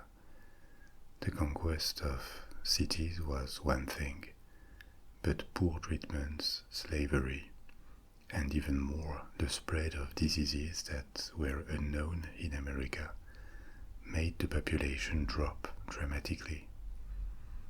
Nobody knows exactly how many died, but the population of Mesoamerica was estimated at around 20 million when the conquest began, and a few decades later there had been a 70 to 90% drop in this population. This was not limited to Mesoamerica. It also happened in the Caribbean and the regions of South America that were colonized in the 16th century. Maya culture suffered its biggest setback ever in the 16th century, and it persisted essentially in remote villages that continued to manage their own affairs because the colonial authorities could not control them. These communities still exist today.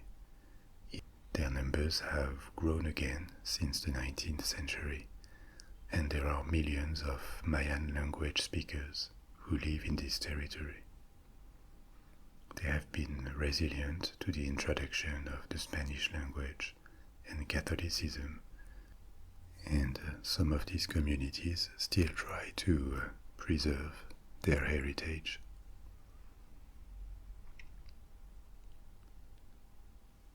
We have reached the end of our journey for tonight.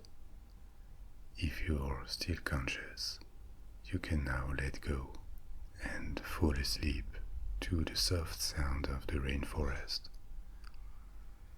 You are perfectly safe, and you will wake up happy and full of energy in a few hours. I'll talk to you soon for another adventure. Au revoir.